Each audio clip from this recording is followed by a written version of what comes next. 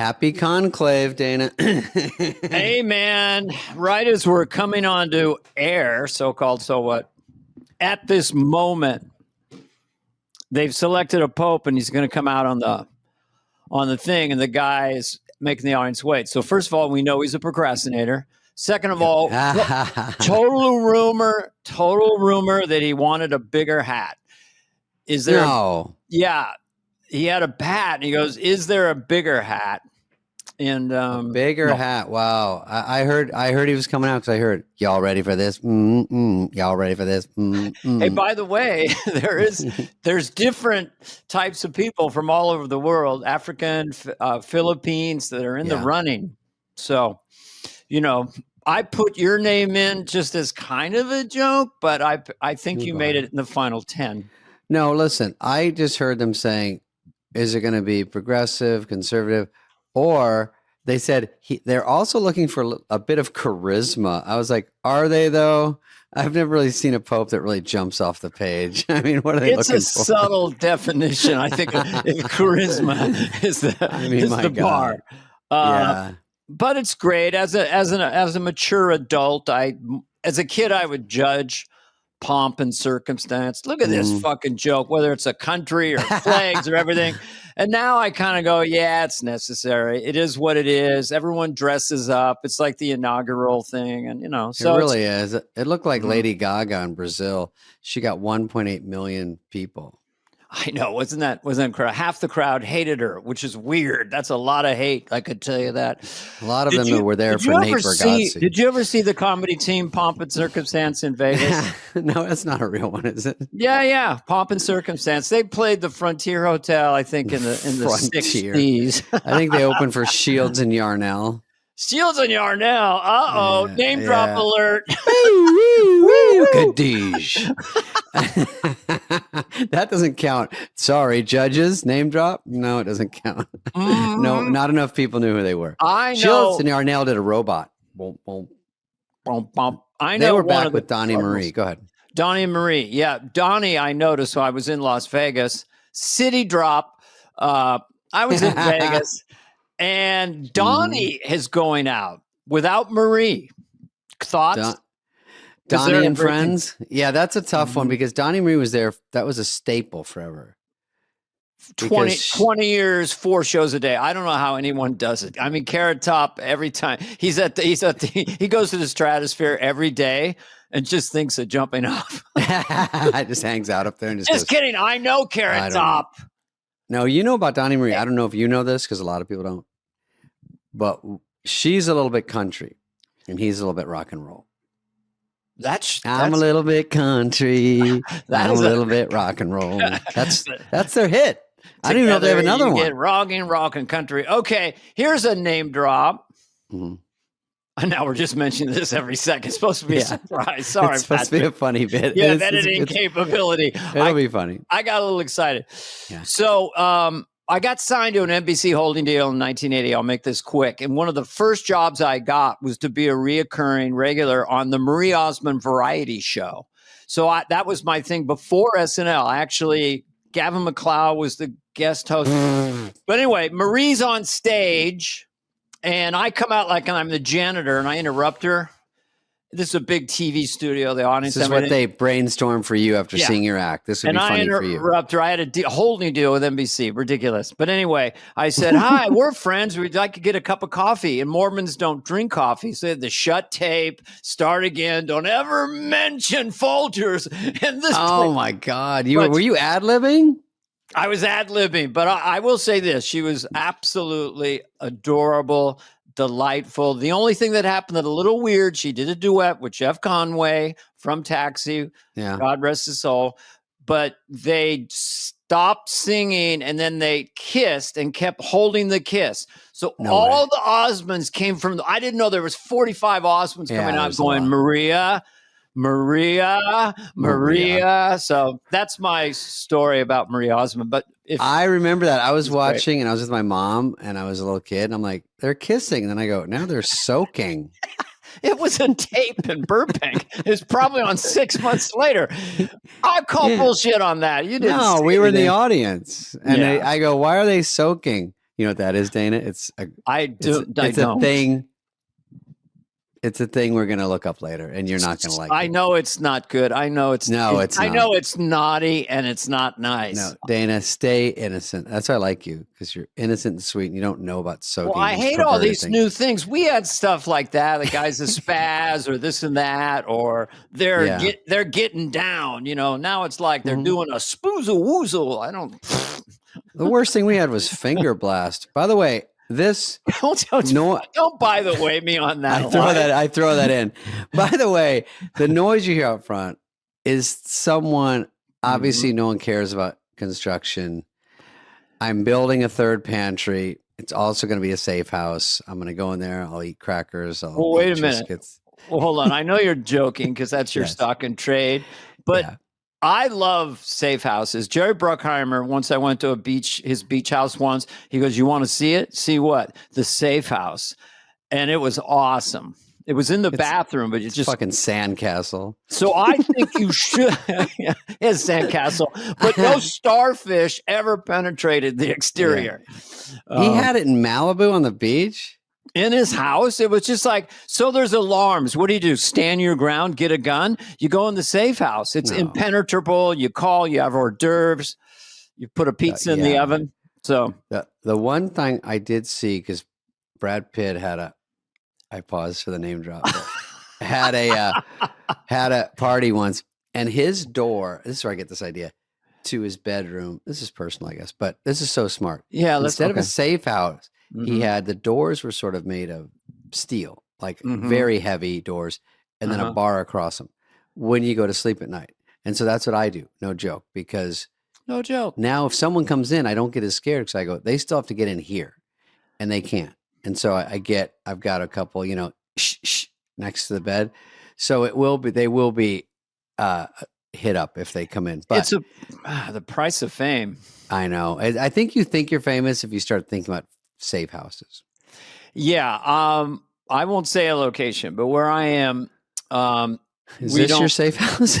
Well, we don't lock the doors at night. Oh, where you live. Yes. We don't lock the doors. Although I insisted on having a lock on that door because it still goes through your head. The last thing, there's a lot of things you don't want in life. You don't want to be audited. You don't want to get whatever, but you never want to wake up and see someone you don't recognize standing at the foot of your bed looking at you.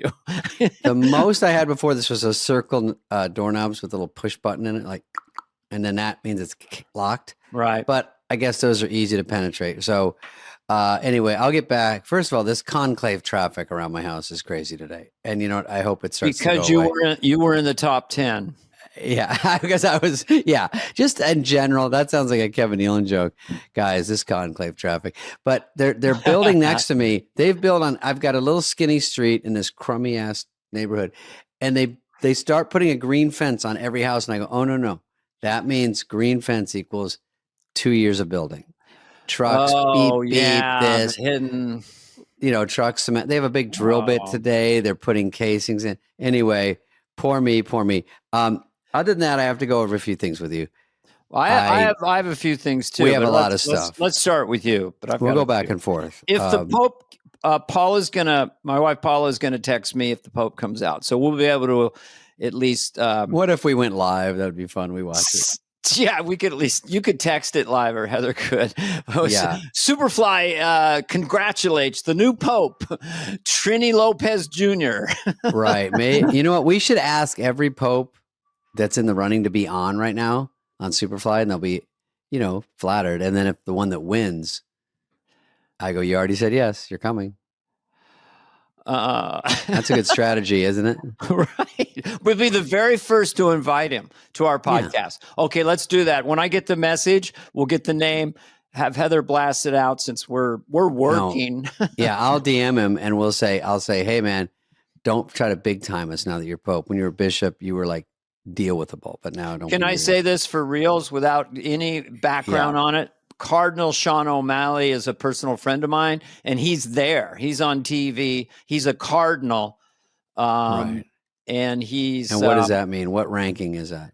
there's about 135 cardinals, and they're kind of like, usually that's where they pick a pope from the cardinals. Usually you're a cardinal. Next up is the pope. What's a bishop? A bishop, well, king to knights. One. What are we playing? Chess? Jesus Christ. What's a rook? What's a rook? I'm not sure the whole thing. I mean, there's Franciscans, there's bishops. It's a global ecosystem of provinces and things. You being a lapsed Presbyterian wouldn't know. What's with the raspberry? I just think it's funny that was a description of me. Okay, in movie news, two things. First one, I did go see The Accountant with Ben Affleck. Okay, I can tell you it's The Accountant 2. 2, yes. Twice the guns, twice the autism. I don't know if you know the theme of The Accountant.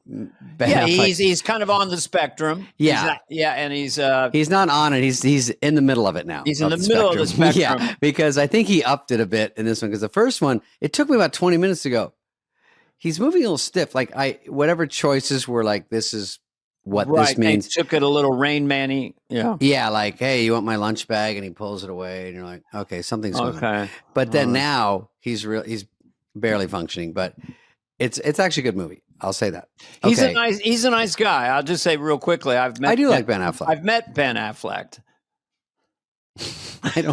You're waiting. We got to put these sound effects in. We drop a name. That's what we're doing. This is funny. Okay.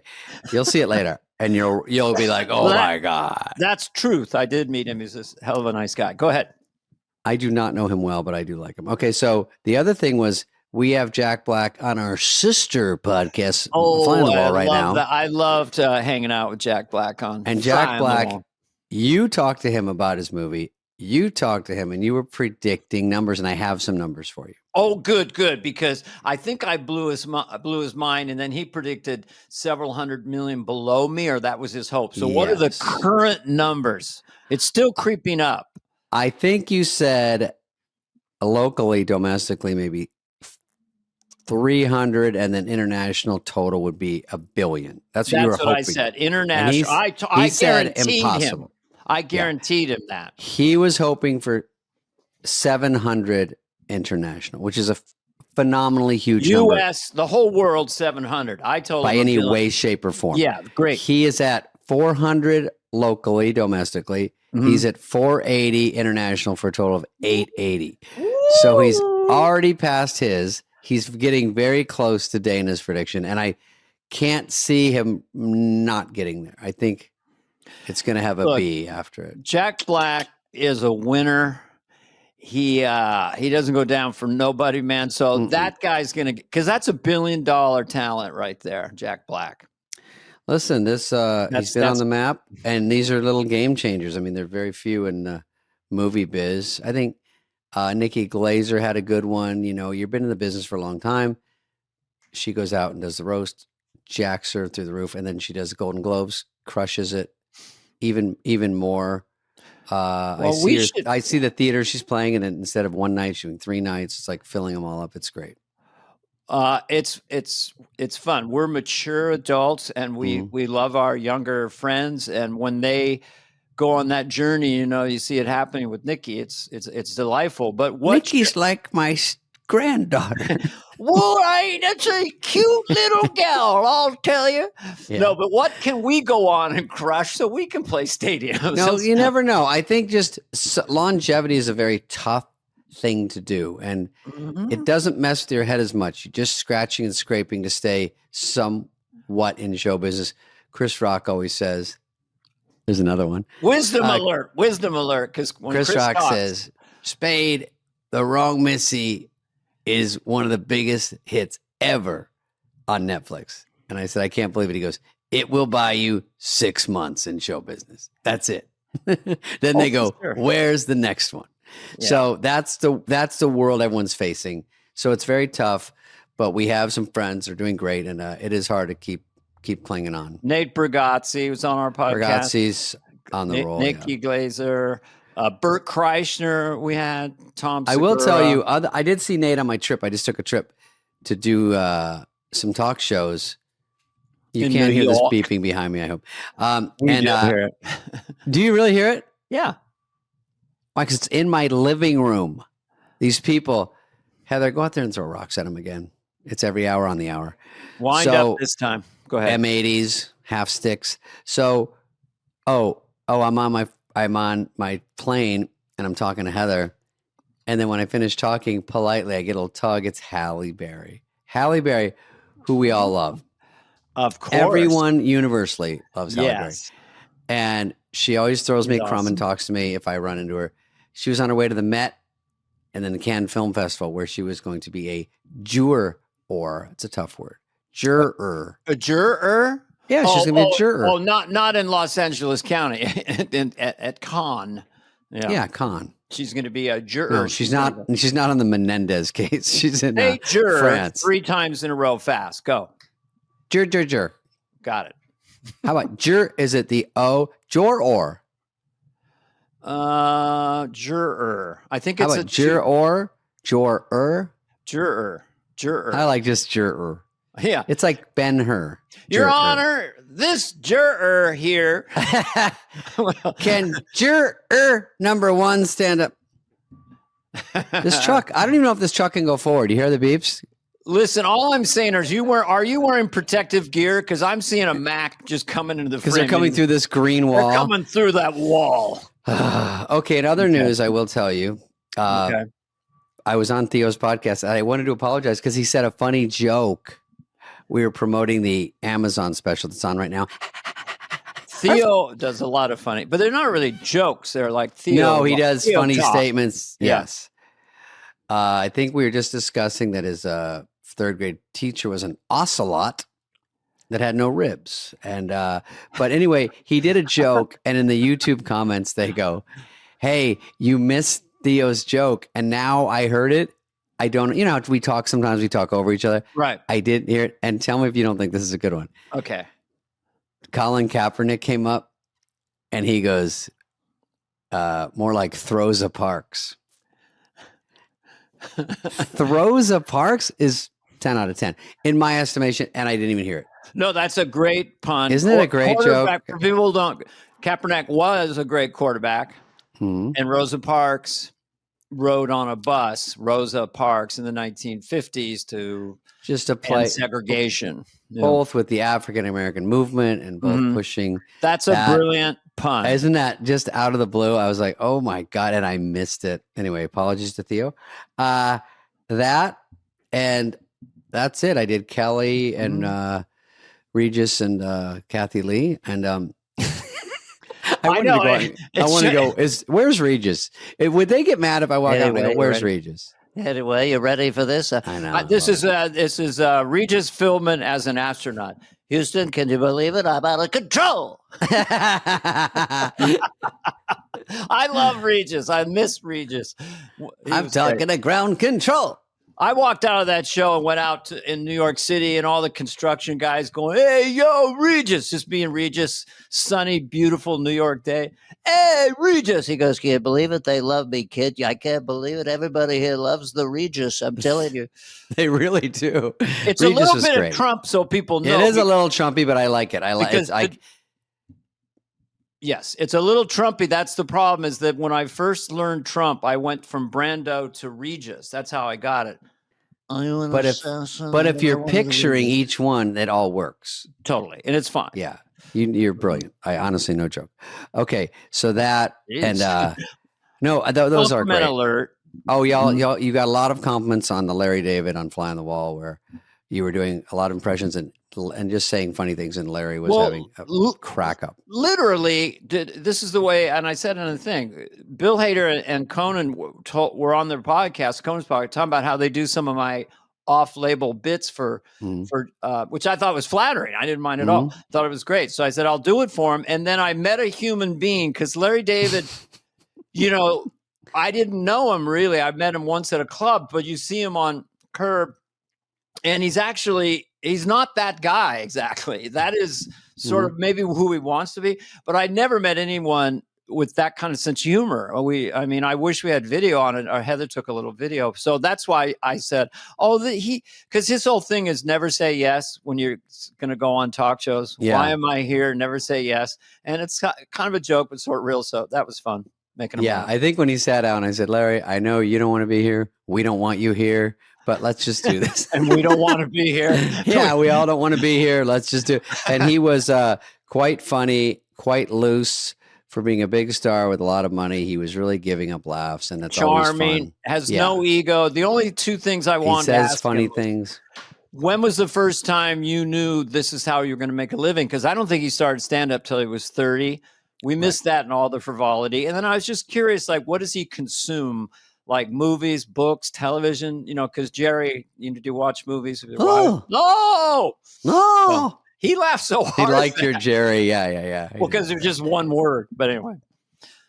Okay. Well, anything else, and then we'll get to some stupid clips that we show.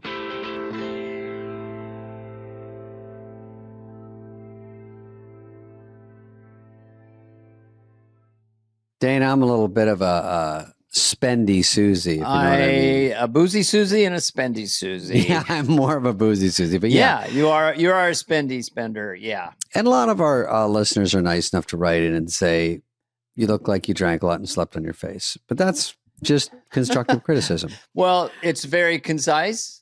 And you don't really drink very much, I'll tell the fans. But just puffy. This is where Klarna comes in. Klarna is your everyday smarter spending partner, which is what a lot of people need. A lot of my friends definitely need it. It allows you to make smarter decisions with your money. And it's sometimes good to have a partner like that. And I'll say it again. Klarna, which I assume is Swedish. Klarna is your smarter everyday spending partner. Shoppers can use Klarna's Pay in 4 product to split their purchase into 4 interest-free payments. That's right. Here's some key takeaways. Listen up, brother. Klarna offers a Pay in 4 product where you don't have to pay interest. I think that's a good thing. You can pay with Klarna at merchant checkout, in the Klarna app, or with the Klarna card. You can also compare prices at your favorite stores and earn cash back when you shop in the app. They're making it effortless for in-app shoppers to get more value from every purchase. So choose Klarna at your favorite retailers or shop now at Klarna.com. CA resident loans made or arranged pursuant to a California finance law license. NMLS number 1353190. Klarna, balance account required. Klarna may get a commission. Limitations, terms, and conditions apply. They do. I'm just gonna say it. It's a Klarna summer. Let's see. This I just have to do because I think it's Trump outdid himself with his funniness this week. He's at because I don't always report on him because it's not how does Trump top Trump? So then he goes off on Alcatraz because he wants to make it. It's a tourist attraction since 1963. And he's just going on and on. They can't escape, and everybody loves Alcatraz. It's a tough place. I'll tell you that. Al Capone, there he is. Clint Eastwood was the only one to escape. Many people don't know this, but, Paul Newman escaped Cool Hand Luke. You remember that? They had it, but we're going to bring it back. We're going to bring back Alcatraz. And then he said something like, it's scary. It's a scary place, law and order. It's also sort of a weird place. It's a weak place in many ways. I didn't even know what he was talking about. What is he talking about? It's a weak place. It's a strong place. We're going to make it bigger and more beautiful than ever. And he started just talking about the only guy trying to escape. This is the exact quote. They found his clothes and they were all torn up and there were a lot of shark bites. There were shark bites. Oh, they bite you. I didn't know what that meant. The guy tried to escape. They found his tattered clothes and they found shark bites on the clothes. Yeah, he got eaten and the shark clothes floated to the shore. Actually, show that picture again, because when you look at the people that were in there and tried to escape, one of them is Machine Gun Kelly, and everyone thinks it's the rapper. And they're like, no, that name was taken from someone else named. There was a real Machine Gun Kelly, right? Right, real Machine Gun Kelly, Al Capone. They all went in there. They all tried to escape, but there were a lot. It was in the comments on the side, but it's okay. They get it. I had a flight of fancy after because I was thinking Biden to to Trump. Forget politics. Just stylistically, it's been a little exciting for everybody. So the way America goes, it goes like this. That's why Jimmy Carter followed Nixon. So the next president is going to be the most benign. And this is what I've called him. This is my impression of our next president. I'm Brian. I'm President Brian. Listen to the calm of my voice. Feels good, doesn't it? I shall never mumble or scream. I shall just be Brian. Nice. President Brian. Now, David, breathe in the Brian. Hold the Brian. Release the Brian. This message paid for AI Brian for president. That is a little Hal. Yeah, I'm President Brian. I like it because I think that I don't think that'll happen. No, I think there's some truthiness to that. But it will. He met with the Canada guy. Did that go well? I didn't even see it. They said Canada guy. It wasn't as bad as Zelensky. He kept saying, we're going to take it. You know, it'd be a great little state. And the Canadian guy was very serious going, Canada's not for sale, eh? Well, never say never, never say never.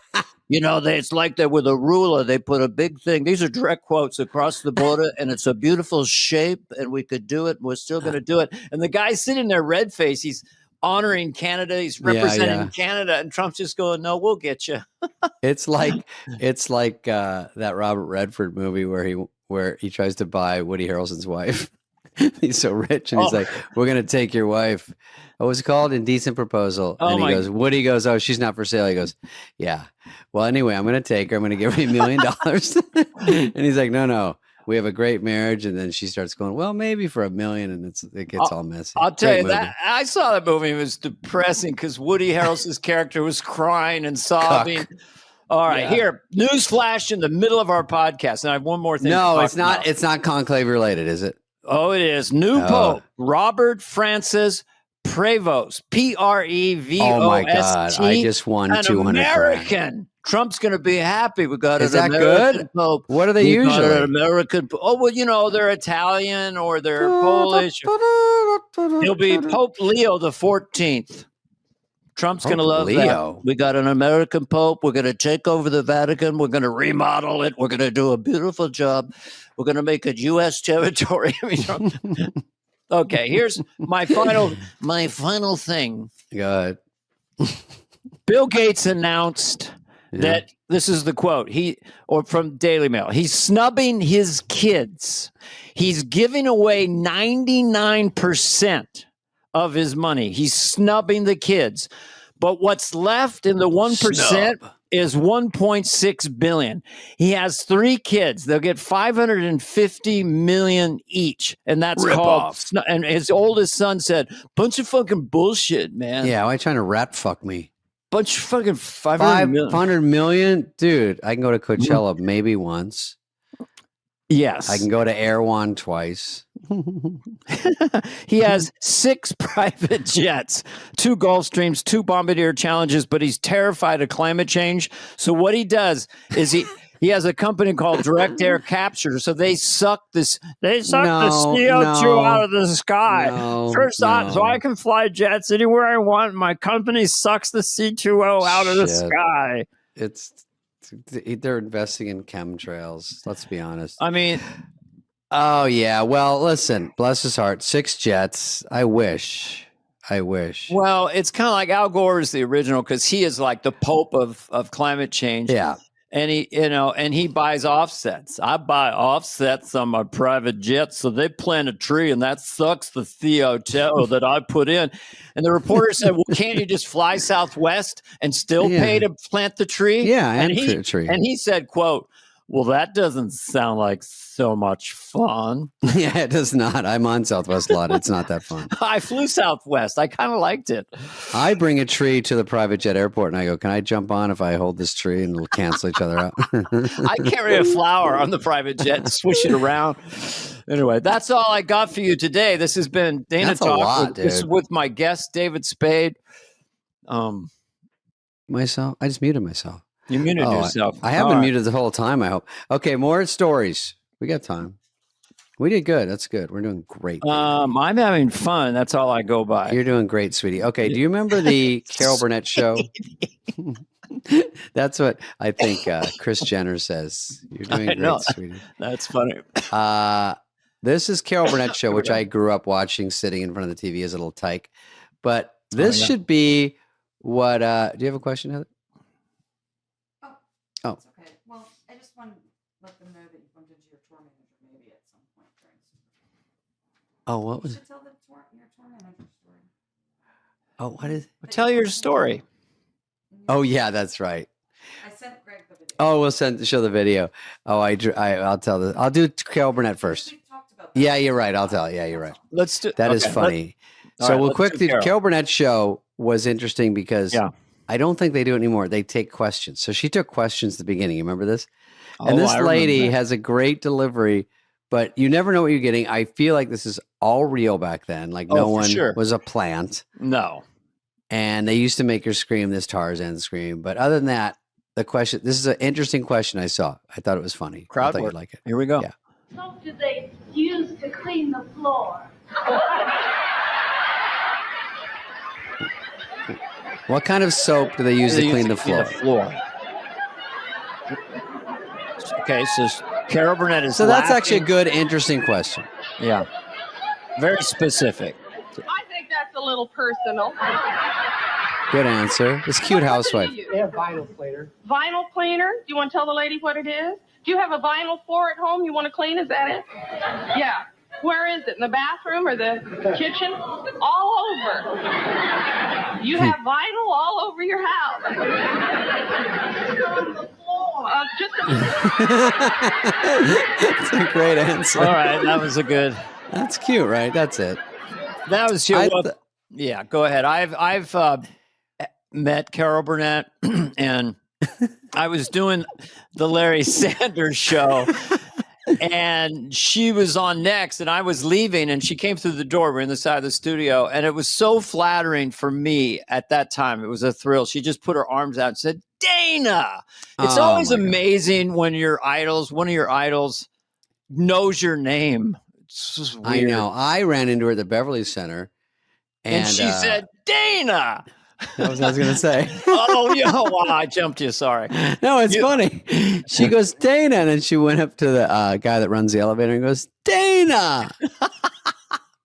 No, she is a legend. And that term is thrown around. And I'll just say this for 30 seconds because we don't talk about her. We'd love to have her on the podcast. She's still sharp as a tack. Somebody who gets Harvey Korman and Tim Conway as your sidekicks is very secure. She was the reason the show was great is because she could share the stage and then be brilliant herself. That's all. Yes. And Vicky even Lawrence. that, her doing this crowd work and laughing, and someone says it like 3 jokes in a row. Yeah. And she just laughs at him. Well, Tim Conway would just destroy them. He'd have secret things planted for the real kind of their. In the real show. Hollywood, she would have him fired immediately. Yeah, anyone get the lens, they wouldn't come back after summer if they were getting the lens. You kill like that in front of the star. Bye. Yeah. Yeah, but we can say, Dick Van Dyke I'd like to talk to on here too sometime, just to hear the whole history of his life. He's sort of a I watched what's it? Night at the Museum with Ben. Was he in it? Yeah, and Dick Van Dyke was in there with Mickey Rooney, and they were hysterical, especially Mickey Rooney. And the movie just holds up. Yeah, it's just a great, fun great movie. idea. Ben Stiller is so good at playing the reactive straight man that then turns and gets kind of snarky.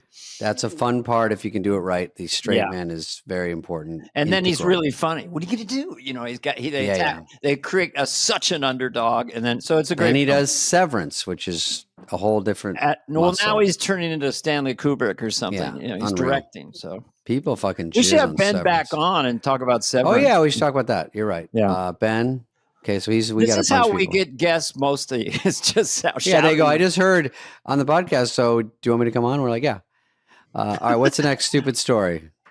That's never queued up. Then I want to hear your road story. Oh yeah, this is Palms. Go ahead, read it. So this guy's a Palm Springs career panhandler. Oh, and he's good looking. So someone filmed him and said this guy should model. So someone contacted him and he said, "I don't want to model. Leave me alone. I want to do this." So here's his story. Professional panhandler patrols the streets of Palm Springs. He's going viral now for two reasons. One for his chiseled good looks, they say. Another for his bold and shameless stance on the way he makes his money. Yeah, that's Brad Love. He describes himself as a career panhandler. He was recently spotted by LA-based photographer who suggested Brad go into modeling. Well, Brad says he's not homeless and he has no interest in modeling or any other kind of job. Well, he says he's had jobs. He's even been a nurse, but asking for cash on the side of the road is just easier. He also has a Cash App account. He advertises to his 20,000 TikTok followers. It's not clear how much Love makes on his street hustle, but he did post a clip claiming he made about $260 in just a couple hours last month. Well, that's not going to set you up in Palm Springs. I'm kind of calling that a little bit fuzzy. Like, does he do it 8 hours a day? Does he live on the street? I mean, how does he afford his apartment and everything? He must be getting more than that. Well, that's just in a couple hours. What panhandler has a TikTok? What is it? TikTok? What does he have? 20,000 followers? And a Cash App. So what happens is sometimes people will put in their Instagram bio Cash App in case you want to give me money to help me pursue my dreams of being a Well, he seems like a nice young man. Let me get my phone here. All right. All right. What's his name again? I don't know. No one stops me from modeling. What are you going to give him? How much? Oh, shit. I slipped with the zeros. 100,000 just went. Oh, well, Dana. I know. Way too much. Look at me. Don't say, oh, Dana, I'm the one who lost the money. No. Well, what about, he did look like sort of Johnny Depp first year Jump Street. Well, he's got a $700 haircut that swoops down on his, so I don't know. He is dreamy. Smells like poop, but dreamy. All right. So, okay, here's the story of my my new tour manager. So when I'm in New York, I say, hey, I'm promoting the Dandelion on Amazon. My special. Yeah. Mm-hmm. So it was coming out that day. So I said, hey, guys, we'll show the video. But I go, here's my new. Do you have the video? If you have it, we'll show it. Hey guys, David Spade. I'm got a new special on Amazon. Starts tonight. I got a new tour at davidspade.com. Here's my new tour manager, Billy. We worked really hard on the special. So do you know who this is, Dan? Yes. I can't leave New York. Therefore, I am the best person ever to lead an international tour. That's right, Mexico. Here we come. Don't kill me. We can't go there. Stop. Free cheese sandwich. We can't go there. Okay, this so looks good. We put that on because this is the guy from the Fire Festival that we've talked about. He did the one Fire Festival years ago. I didn't recognize. I knew he looked familiar. Yeah. Right. So he does it years ago. Obviously, it's a catastrophe. They gave away cheese sandwiches. There was not what everyone advertised. They paid all these models $1 million, millions. Yeah, everyone got a lot of money. A great documentary because it's such a shit show. Right. So he comes out of jail. He does it again. Fire Festival 2. I think we talked about it. Hyped it up. Hype it up. I think packages are up to $1 million. They had no lineup at this point. It's just like, I think it's like the cart before the horse. They get the money, then they can pay the whatever. Right. That's sort of like a reverse Ponzi scheme or something like that. Right. A little Madoff-y, whatever. Yeah. Anyway, he's trying to do it. He's working with some people, put it together again. They check with Mexico. Mexico cities are like, we have no idea what's going on. There's no permits. So it starts to fall apart again. So I thought, it'd be funny if I got that guy as my tour manager because obviously he's not maybe the best for the job. Right. Right. So we shake him out of the brush and he comes out as a joke to be funny and says he'll do this. So then I think everyone will think it's a joke. And then nobody did. They go, oh, this guy's why would you pick this guy? He's collapsed too. Let me ask you a question. Did I see it correctly? I mean, does everyone who see that guy, is he that recognizable that they knew it was the Fire? Well, that's true. Guy? I put at the bottom Firefest 3. And then I put, I put his tag and then I put cheese sandwich and Mexico is where we seems like you almost should have introduced him and said that he, just did but yeah, I mean, honestly, it slipped through the cracks because TMZ hit my PR and said, hey, Spade hired this guy. He's not great at this, but we're going to run this story. And I'm like, no, I didn't hire. No, I know I should have said anything, but they thought it was real. Yeah, I should have said, I'm not at liberty to say, I really don't want to discuss it right now. Right. I thought they would put it up and just say it was a joke because the guy keeps getting asked to be on talk shows. He won't talk to anyone, but then he's like, yeah, I'll come do it. So he was very funny to do that, even though obviously some were mad that I did it with him, of course. Let me talk to the fans for just a second, because I'm looking at you now. You know, he should have mentioned the guy was from the Fire Festival. It would have gone viral, but he didn't. So back to the podcast. I know. I have to say, hey, I recognized him. He was about 2 feet taller than I thought he'd be. But I recognized him, and I put Firefest 3 on there. But all right, let me talk to the fans for a second. Okay, real quick. I won't listen. So anyway, I take it back. It was a good video. He's touring. His special's called Dandelion, but still, it should have said Fry Festival guy or whatever. Listen, but David didn't do that. I'll be back to you. Let me go back to the podcast. So, Dana, listen, you win twice some. is enough. No, it's good. I like that when you can talk to the crowd. You can talk to the crowd. Your camera's too far away. Can you look at in the lens? Oh, there you go. Yeah. maybe don't get that close. I know it's a little rough. I don't think I even need this light, Heather, but next time we'll talk about it. It makes my forehead too bright. 1%. Oh. God, was someone step on your tail? Frustrated assistant for 900, Bob. Yeah, I just heard, get fucked. Well, 1% is 1%. How low could you go? You know She's like, how By much? the way, David. Yeah.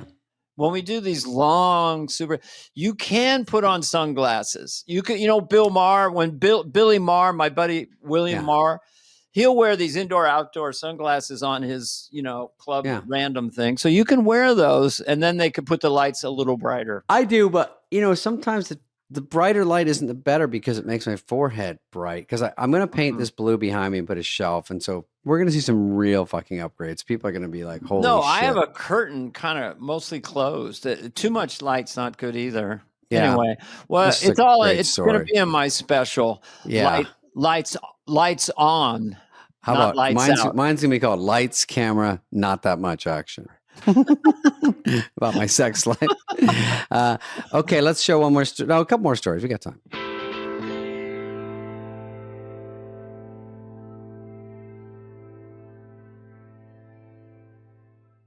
Hey, when investing your money starts to feel like a second job, Betterment steps in with a little work-life balance.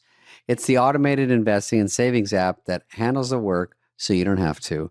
While they build and manage your portfolio, you build and manage your weekend plans. While they make it easy to invest for what matters, you just get to enjoy what matters. Dana? Their automated tools simplify the complex and put your money to work, optimizing day after day and again. So go ahead, take your time to rest and recharge, because while your money doesn't need a work-life balance, you do. Make your money hustle with Betterment.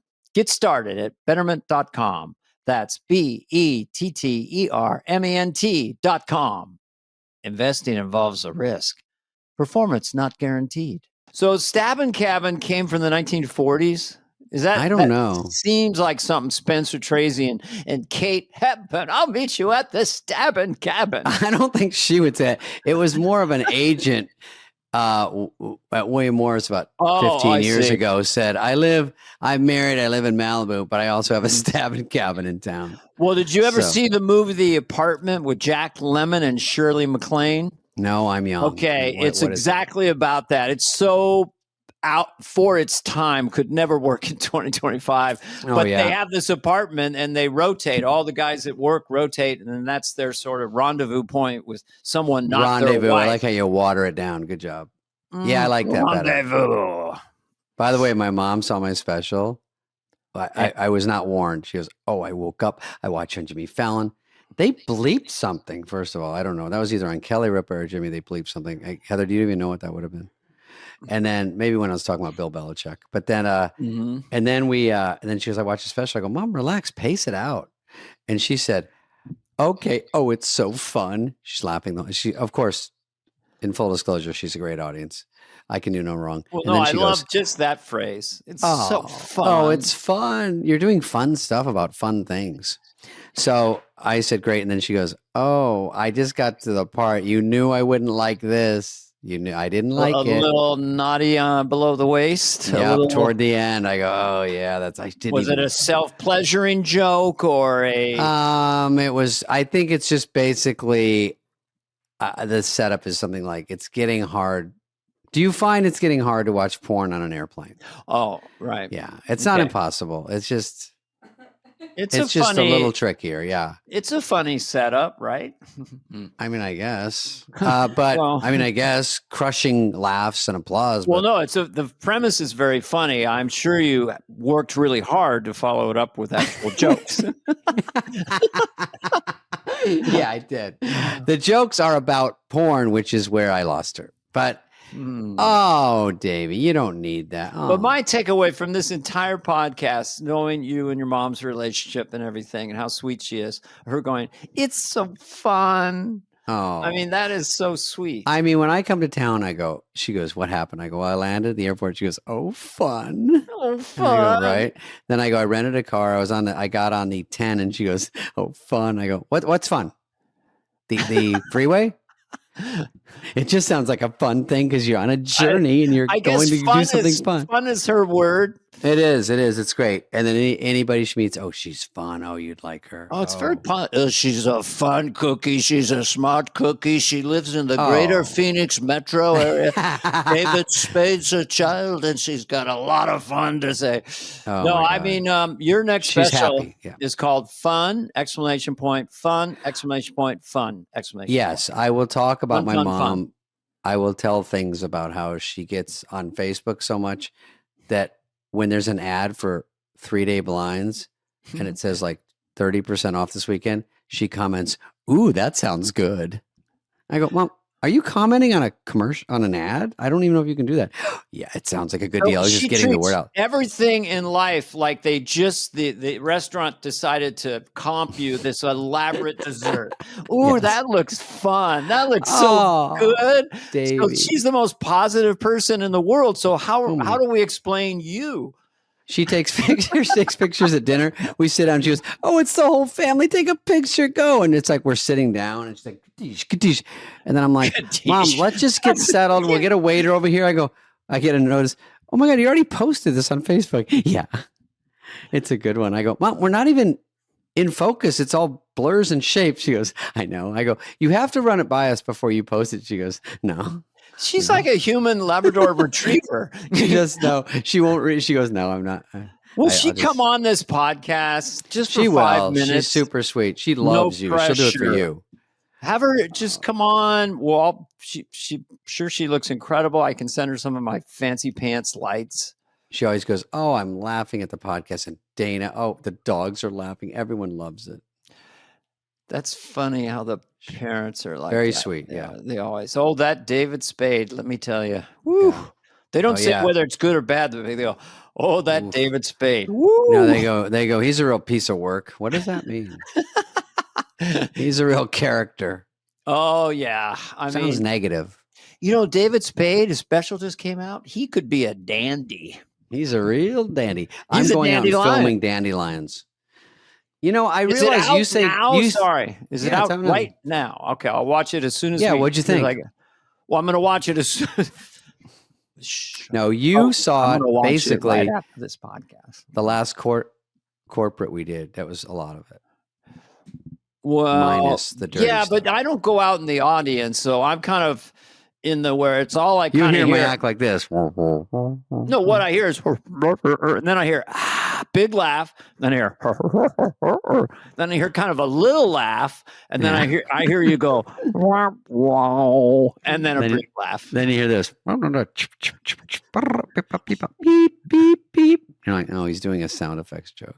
Then I hear this very clearly at the end. Sorry, that's all I got. Good night. I'm like, sorry, now the guy you came to see, Dana. No, I opened for you in Indianapolis, and then you opened for me in Indianapolis, and that wasn't easy. And then I opened for you in Indio. Yeah, It was great. Both great shows. I had a blast. We got to do more of those. They're fun. Crowds. It's fun to have your friend do it. That would be you, and then you don't have to do 75. I did a casino.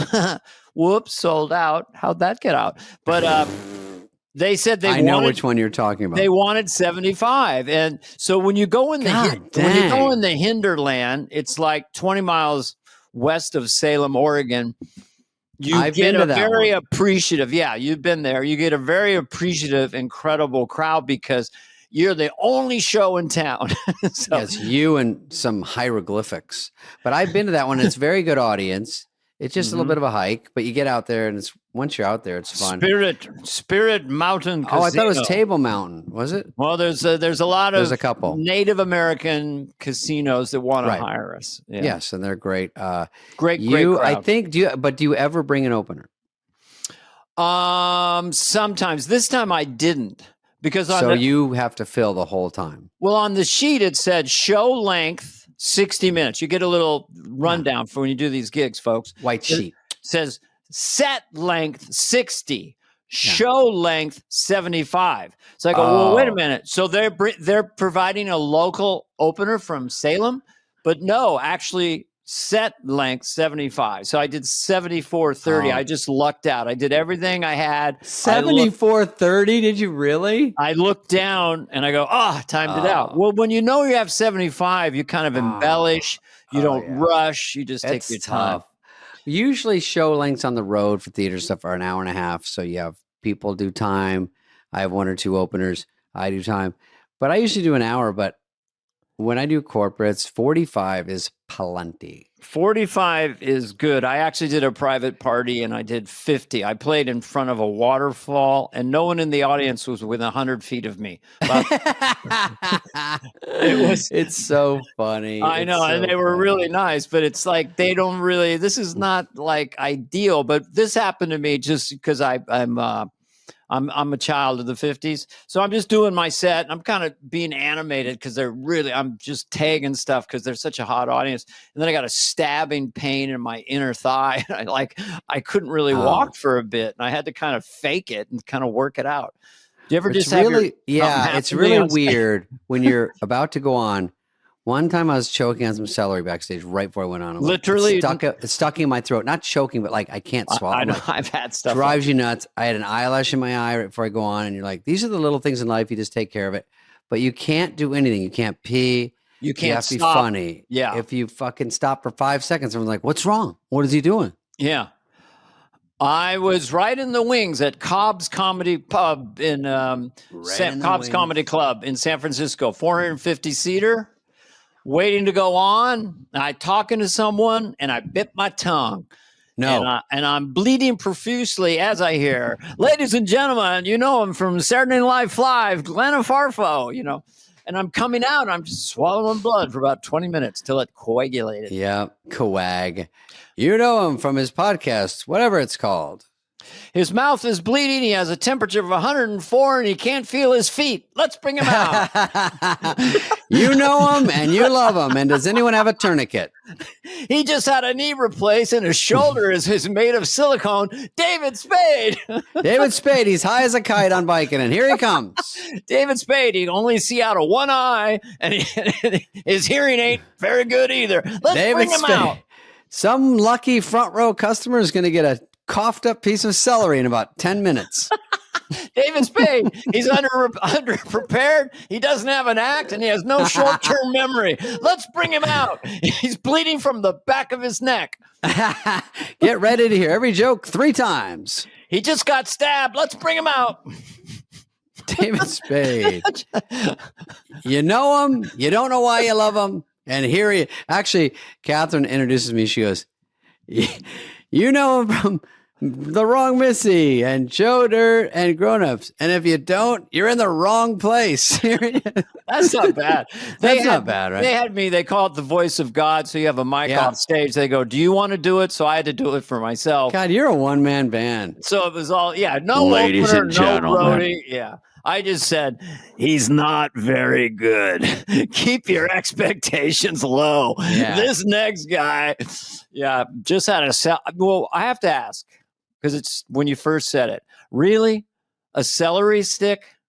Right before you go on? I have celery backstage with like a veggie tray. But it kind of can get in your And I chew it up and it gets a little stringy. Whatever, it gets stuck. That's twice it's happened.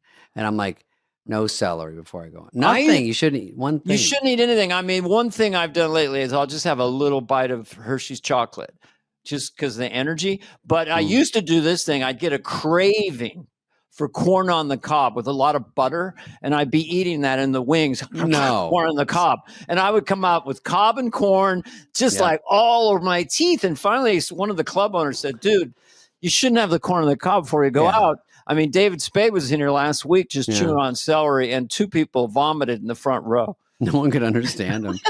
How many times have you pooped your pants on stage, roughly? I mean, recently? Yeah. Poop my pants on. Well, you made me actually consider that. I have one time, because you get one time in Dallas, I got sort of a panic attack. Well, I didn't do number 2 on stage. Mm-hmm. I have had some warnings, but nothing ever happened. But when I was in Dallas about 2 years ago, I was on and I started to get a panic attack. Weird. Right at the beginning of the tour. Did you have any looking out, caffeine or anything beforehand? I think I did, yeah. And I was like going, and I start looking around going, and anytime you're thinking of anything other than your act, like I don't want to connect eyes with the audience. I because you're thinking of so many things and you're evaluating how it's going. And then you're like, I want to jump to that joke on my set list. I shouldn't do that one. They won't buy that. You got to jump. So there's a lot going on. But when you stop, I stop and I go, oh my God, what if I freak out? I start to get like panicky. And I look over to see if Bobby's there. And I'm like, what would I do? Walk off and try to calm down? It's terrifying. That's the weird part. And of course, we're very blessed and lucky to do this for a living. But there are tales about it because the show must go on. And I always say, well, maybe the show doesn't have to go on. Maybe the show sucks. But the other night, one of my gigs, I don't drink Coca-Cola in life, but I do drink a little bit of Coca-Cola before I go out. Same thing with chocolate, just to get up. To wake up, yeah. But the show's delayed, so I'm drinking Coke, and I'm drinking more Coke. I'm a little amped up. And then suddenly I start to feel hypoglycemic and a little lightheaded. And I thought, you're thinking, where is this going? Like, if this keeps extenuating. And you scare yourself. Yeah, and then I may not be able to go on, but then I just shook it off like a man. You took a poop in your pants and you got up there like a good performer. Well, did you ever poop your pants in grade school? I'm sure you did many times. Listen to this. I told a legitimate friend of mine who said, driving my house after lunch, he goes, oh my God, I didn't like that place. I go, you didn't? I thought it was pretty good. He goes, no, he goes, I shit my pants on the way home. I go, I'm sorry, aren't you 44 years old? And he was not surprised. And I go, have you ever done that before? And he goes, probably about once a month. I go, I'm sorry, what? I think you should get some medical attention. I'm sorry, what? Like you said, did you ever in 4th grade? I'm like racking my brain. Maybe. I sort of have a handle on it since then. I don't love it. Sometimes it's a close call. Once you turn 9, you were. Yeah, I got it. Yeah, I got it. I don't pee my pants. Did I say this on the podcast before? Car trips with my dad, the whole family, 7 of us in the station wagon. Christ, Dana. Oh, Jesus Christ. And he was going to Zephyr. He'd call it Zephyr. We tried to get to Winnemucca, Nevada from San Francisco Bay Area. Oh, we're going to Zephyr. So if we'd stop at Sambo's Pancakes or something, he'd finish and just leave. So he didn't have time to go to the bathroom. And then he wouldn't stop. Oh, I kind of could go to the bathroom. We're going to Pocatello or something. Oh, Jesus Christ. What's Zephyr mean? Zephyr means just go fast. No lollygagging. By the way, is that a monster or still construction? I think we're going to wrap up because they're breaking into my house. Hey, that's a cliffhanger. I'll tell you about the poop pants thing next week. Next week on Superfly. I have a Z-Flex skateboard on my wall, an old one from the 70s, Jay Adams, and it's also called a Zephyr, and I never even knew that word. Oh, I think it's speed or so it makes sense for a skateboard. Yeah, but well, let me finish I feel with bad. President Brian. Relax, enjoy the podcast. I'm Brian, President Brian. Breathe in. Don't be mad at me. I like it, and the audience can't get mad at you because you're very calm and cool. You don't flip out. Well, we tend to go like this and that with presidents, and it was maybe a flimsy premise, but I'll be curious. No, I like it because Biden was underground, not coming out a lot. Trump is out there all the time.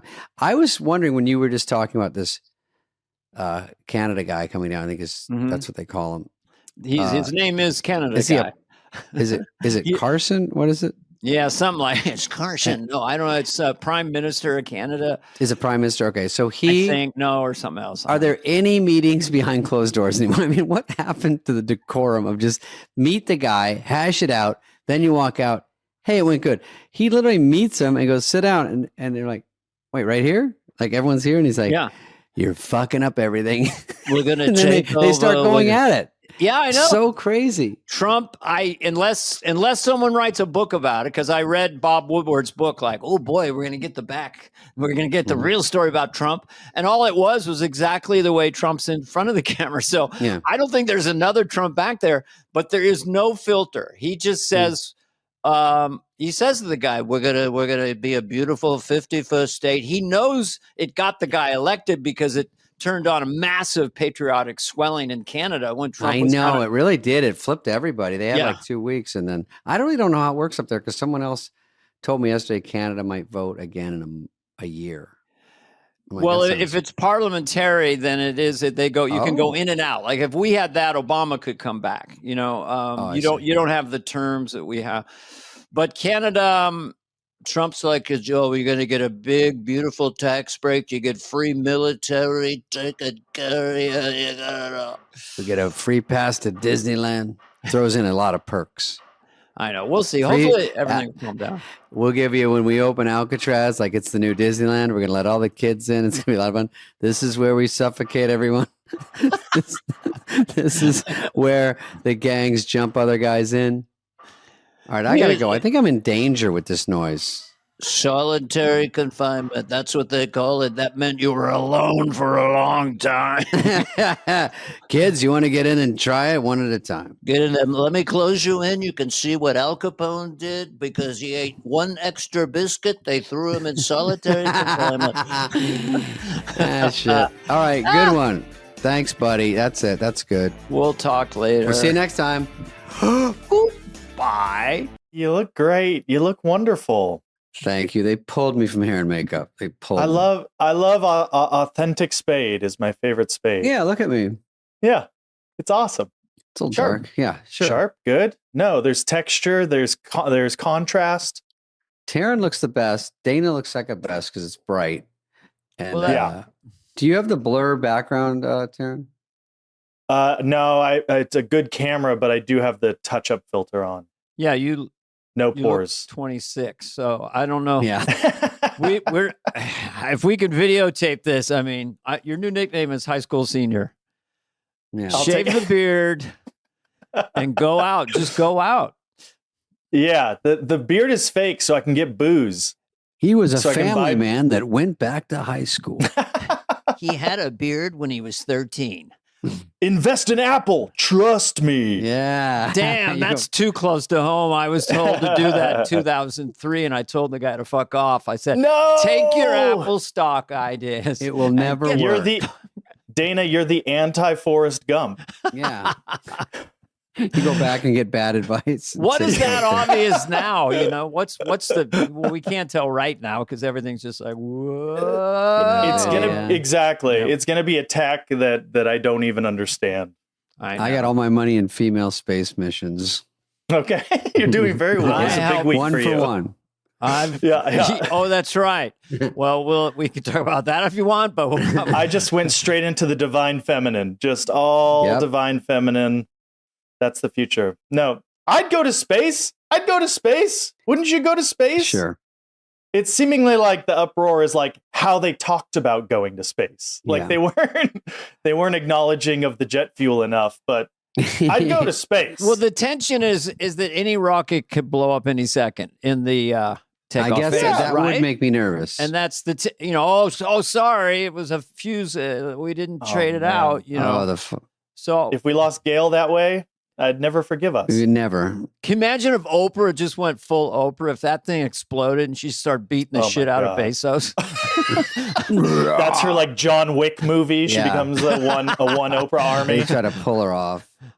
Anybody who drives a Cybertruck suddenly ends up dead. You want some of this, Oprah?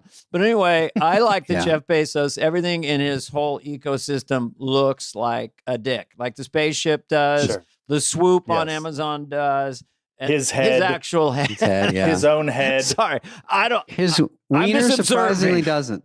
It is it's more square. It's square. It's more chode like. They're rich and famous. Sharp It's fun edges. to shit on them.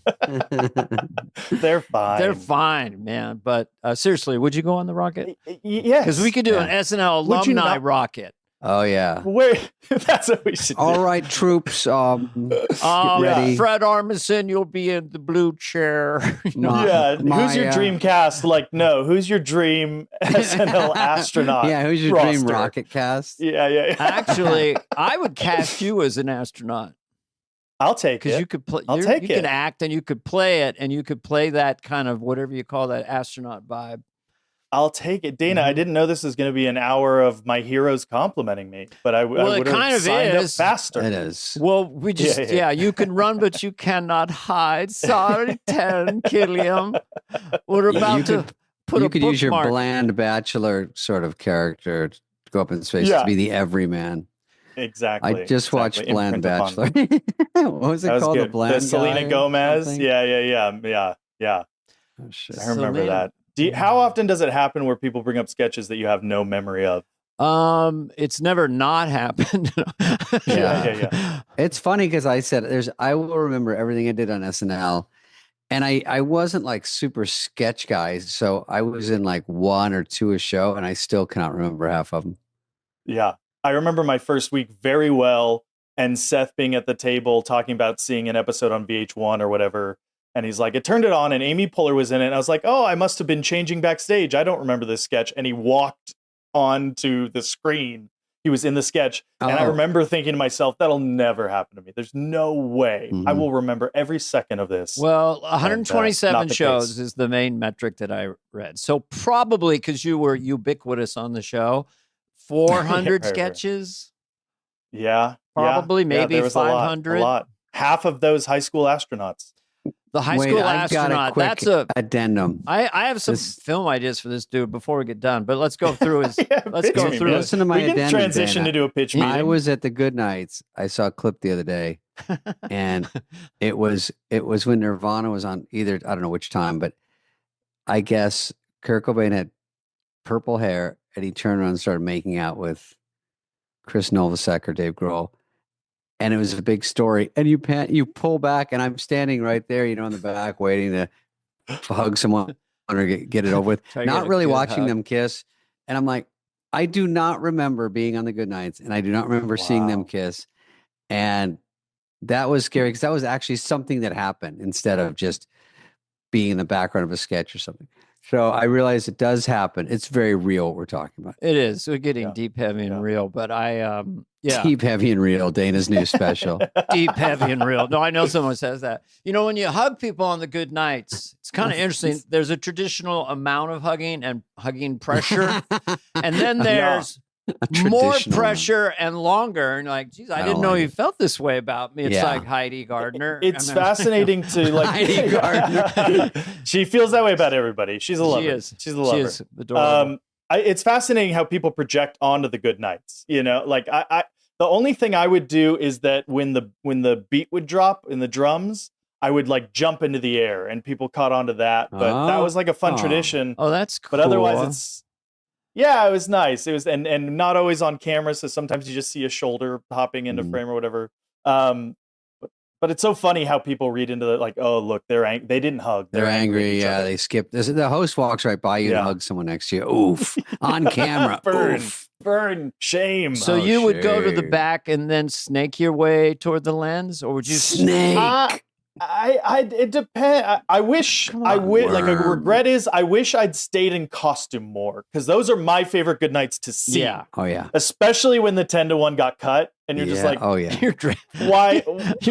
Why is there some like robot clown on stage? holding a hot dog, and it doesn't make What any- did that? What was that You're going to be? dressed like a llama. The best part is when you're still in your costume, you're like, barely made it to Good Nights. Yeah, Just to show them it's live, folks. Yeah, I do. I love it.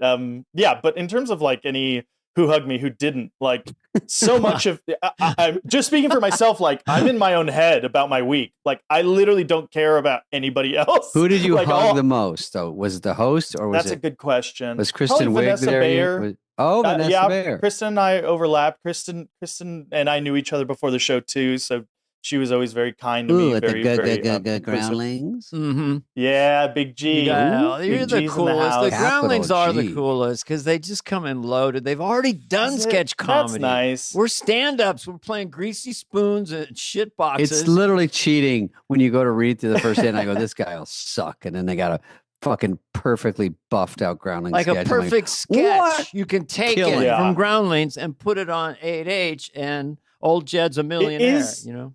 It is the best training in terms of like the structure. Like there is no other comedy platform. You know, Second City is pretty close and similar, but Groundlings, especially the Sunday Company, is like new show every Sunday, pitching ideas. But I love what Chris Rock says about it, in that like stand-up people come in and they know how to write jokes. And that is the difference. Yep. That's the difference, is that like the joke, I that was something I struggled with. Groundlings are character based, so it's behavioral comedy, right? Like to pare it down. And the stand-ups, I was always so envious and covetous of just knowing I'm bad at jokes too, Terrence. how to get laughs, how to get laughs. That's helpful. I don't know how to write jokes. Spade's a great joke writer, monologue writer, but he's telling a story and then he has all these laugh points, you call them. But you, little tiny tent poles. But the sketches are tougher. Go ahead. Well, the way what you lean in on is what I still find my favorite, where it's like I did see one I went through because that's the cool thing. YouTube, best of Taryn, you know. So I will go into a lot of them, but the one with Justin Bieber where he says "glice," and you're totally carrying this sketch with attitude of the asshole brother who's really fucking with the date of his sister. Aggressively insecure. And played all the beats and committed so hard that it was just so much fun to watch. Oh, thanks, man. Yeah, that was a Groundling sketch for sure. It was? But And tell me about it, because I didn't see it, but it was just with explain the it, do a little bit of the attitude so he would know. Yes. So the premise is that Nassim brings home a boyfriend from college, Justin Bieber, and he has to meet her older, like way past his prime, still living at home brother, who like tries to act intimidating, but is pretty pathetic. And Justin's first line is like, it's nice to meet. Sorry, it's nice to meet you. I meant to say I'm glad to meet you, and it's nice, but I said glice. And then my guy's like, glice? What the hell is glice? You sound so stupid. And then throughout the sketch, all these details about my life come out. It always comes back to glice. Pathetic. And then he can't let go of it. He can't let go of the one thing he has against this beautiful, charming young man who's come home of a jerk, and the rhythm in there, it's like a joke in a way that you're going, glice all that, and then you kind of break it down again. Oh no, don't get me wrong, man, you're a cool brother. Yeah, and then there's like a big laugh in it that was just me saying remember. Yes. Like I say glice and I say remember, and it had happened 30 seconds ago. Yeah. He seems pretty cool though. Was he fun that week? He was young. He was young, and he was entering a phase, but I had good experiences with him. Whatever that means. That's a good cloaked. It was like I feel like it was pre-roast, post post Belieber documentary. Right. But you know, it's so interesting, like the currency in SNL, where I'm so desperate for laughs, speaking of laughs, but in many ways it's better to get like a whoop, like to get like the girls screaming, you know. That was like a big part of like Timberlake's currency and stuff, is like they're not necessarily howling or side splitting, but they're just like when they would scream for Justin, did you wave also? Like, yeah, exactly. Some of it's for me. Trust me. Some of it's for me. It's a kind of a split crowd. I won't point to which ones because I'm humble, but part of this is for me for sure. Yeah. All right. Well, did you and Beebs? Bye, guys. No, I just don't. Sorry. I got all these lists. We've been on a commercial for the last 12 minutes. Yeah, we're going to record. We're going to start recording. This is called our warm up. No, you should have talked to Bieber about what it's like. You understand the quick fame. Yeah. Let me lay some sketch things about out him. for Like, you. man, I've been there, dude. I just want to give you some advice. Yeah. I mean, I started on the show a little bit older. Like I was 28 when I started, which is, but young. I know that Pete Davidson and Bieber connected and we're friendly for a while. But I was already a dad when I started on the show. So weird. I wasn't very good at like the post hours hang. Weird. Yeah. Weird, man.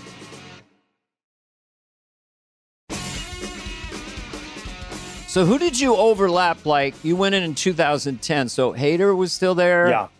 Correct. And Yeah. Sudeikis.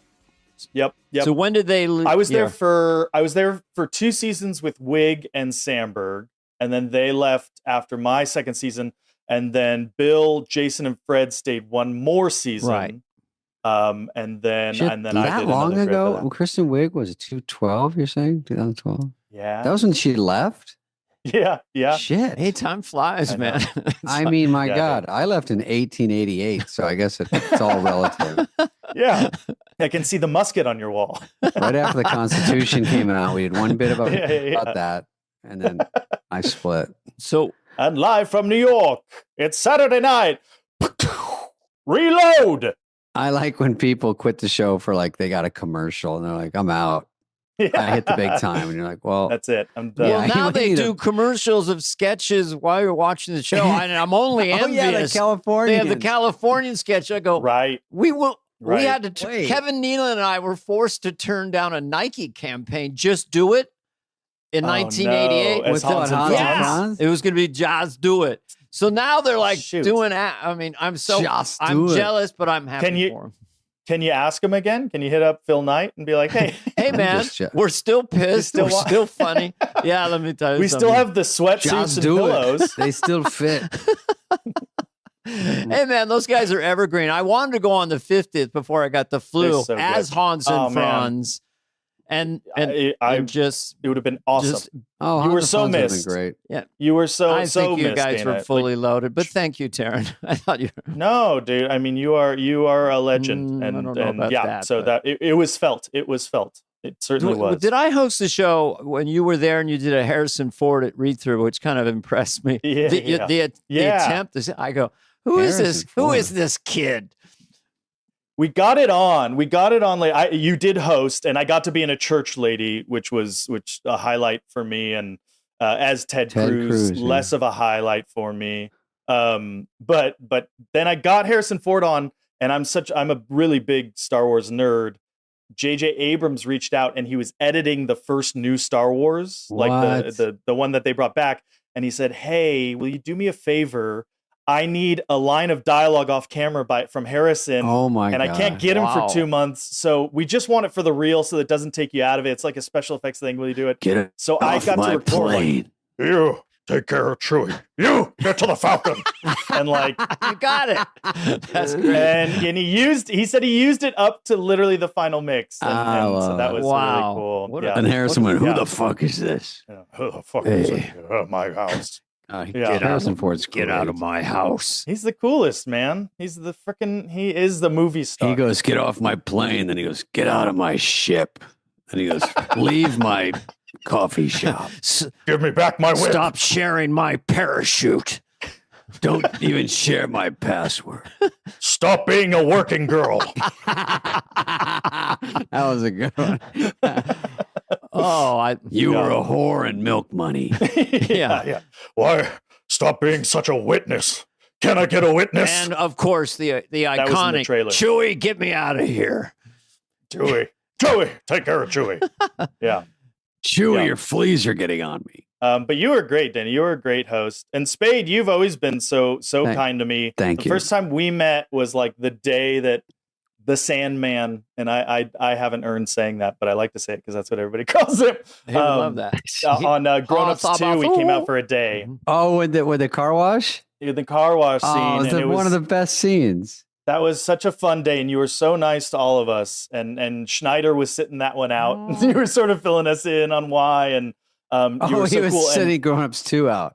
He sat that one out. Yeah, I know. And then I don't know if you remember this, David, but at the 40th, you were in the end of the Californian sketch. You and Cecily did the bye-byes. And it was Saturday rehearsal, and you and I got to talking, and you and I walked up to like the Rainbow Room. to the party okay. together, and you were telling me like beat for beat the Eddie Murphy exchange. Oh yeah, did I? And you're telling me that, and you're like, yeah, and it was stressful, and we're sitting at top of the rock. I don't know if you remember this, but I couldn't believe it. It was like we live in a scenario.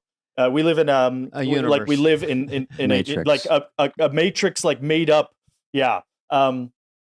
You're telling me the story. You're telling me basically the end of the story. Like Eddie came, and then and he walks in with Brett Ratner. Yeah.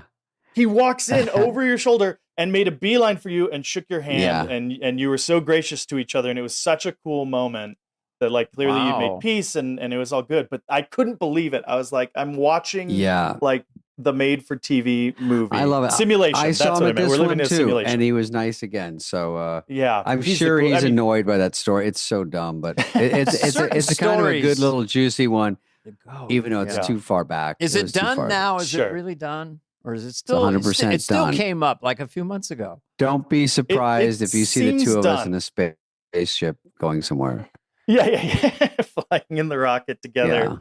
Yeah. It was so cool in that moment, like at the 40th, like you were the first person he walked up to and shook your hand. He was so cool, and it felt good. And it was like, oh, Brett Ratner's here too. You got excited about Brett Ratner. You go, not quite as Brett excited, Ratner! but you know. Tell me everything about Rush Hour. Oh yeah, Rush Hour. God, he had it made. Rush Hour. Rush Hour. Yeah. He's got back end.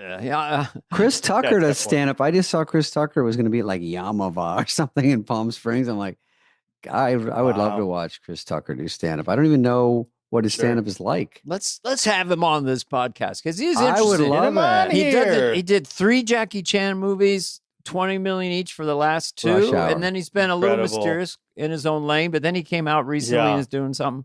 Kind of an interesting move to turn down 20 million for something, for literally anything. And then my OnlyFans, when it hit 20, I thought I'd stop, but I'm addicted. You just do it for the passion. Greedy. No, I just do it. Oh, you know who's on? Amanda Bynes. You know Amanda Bynes?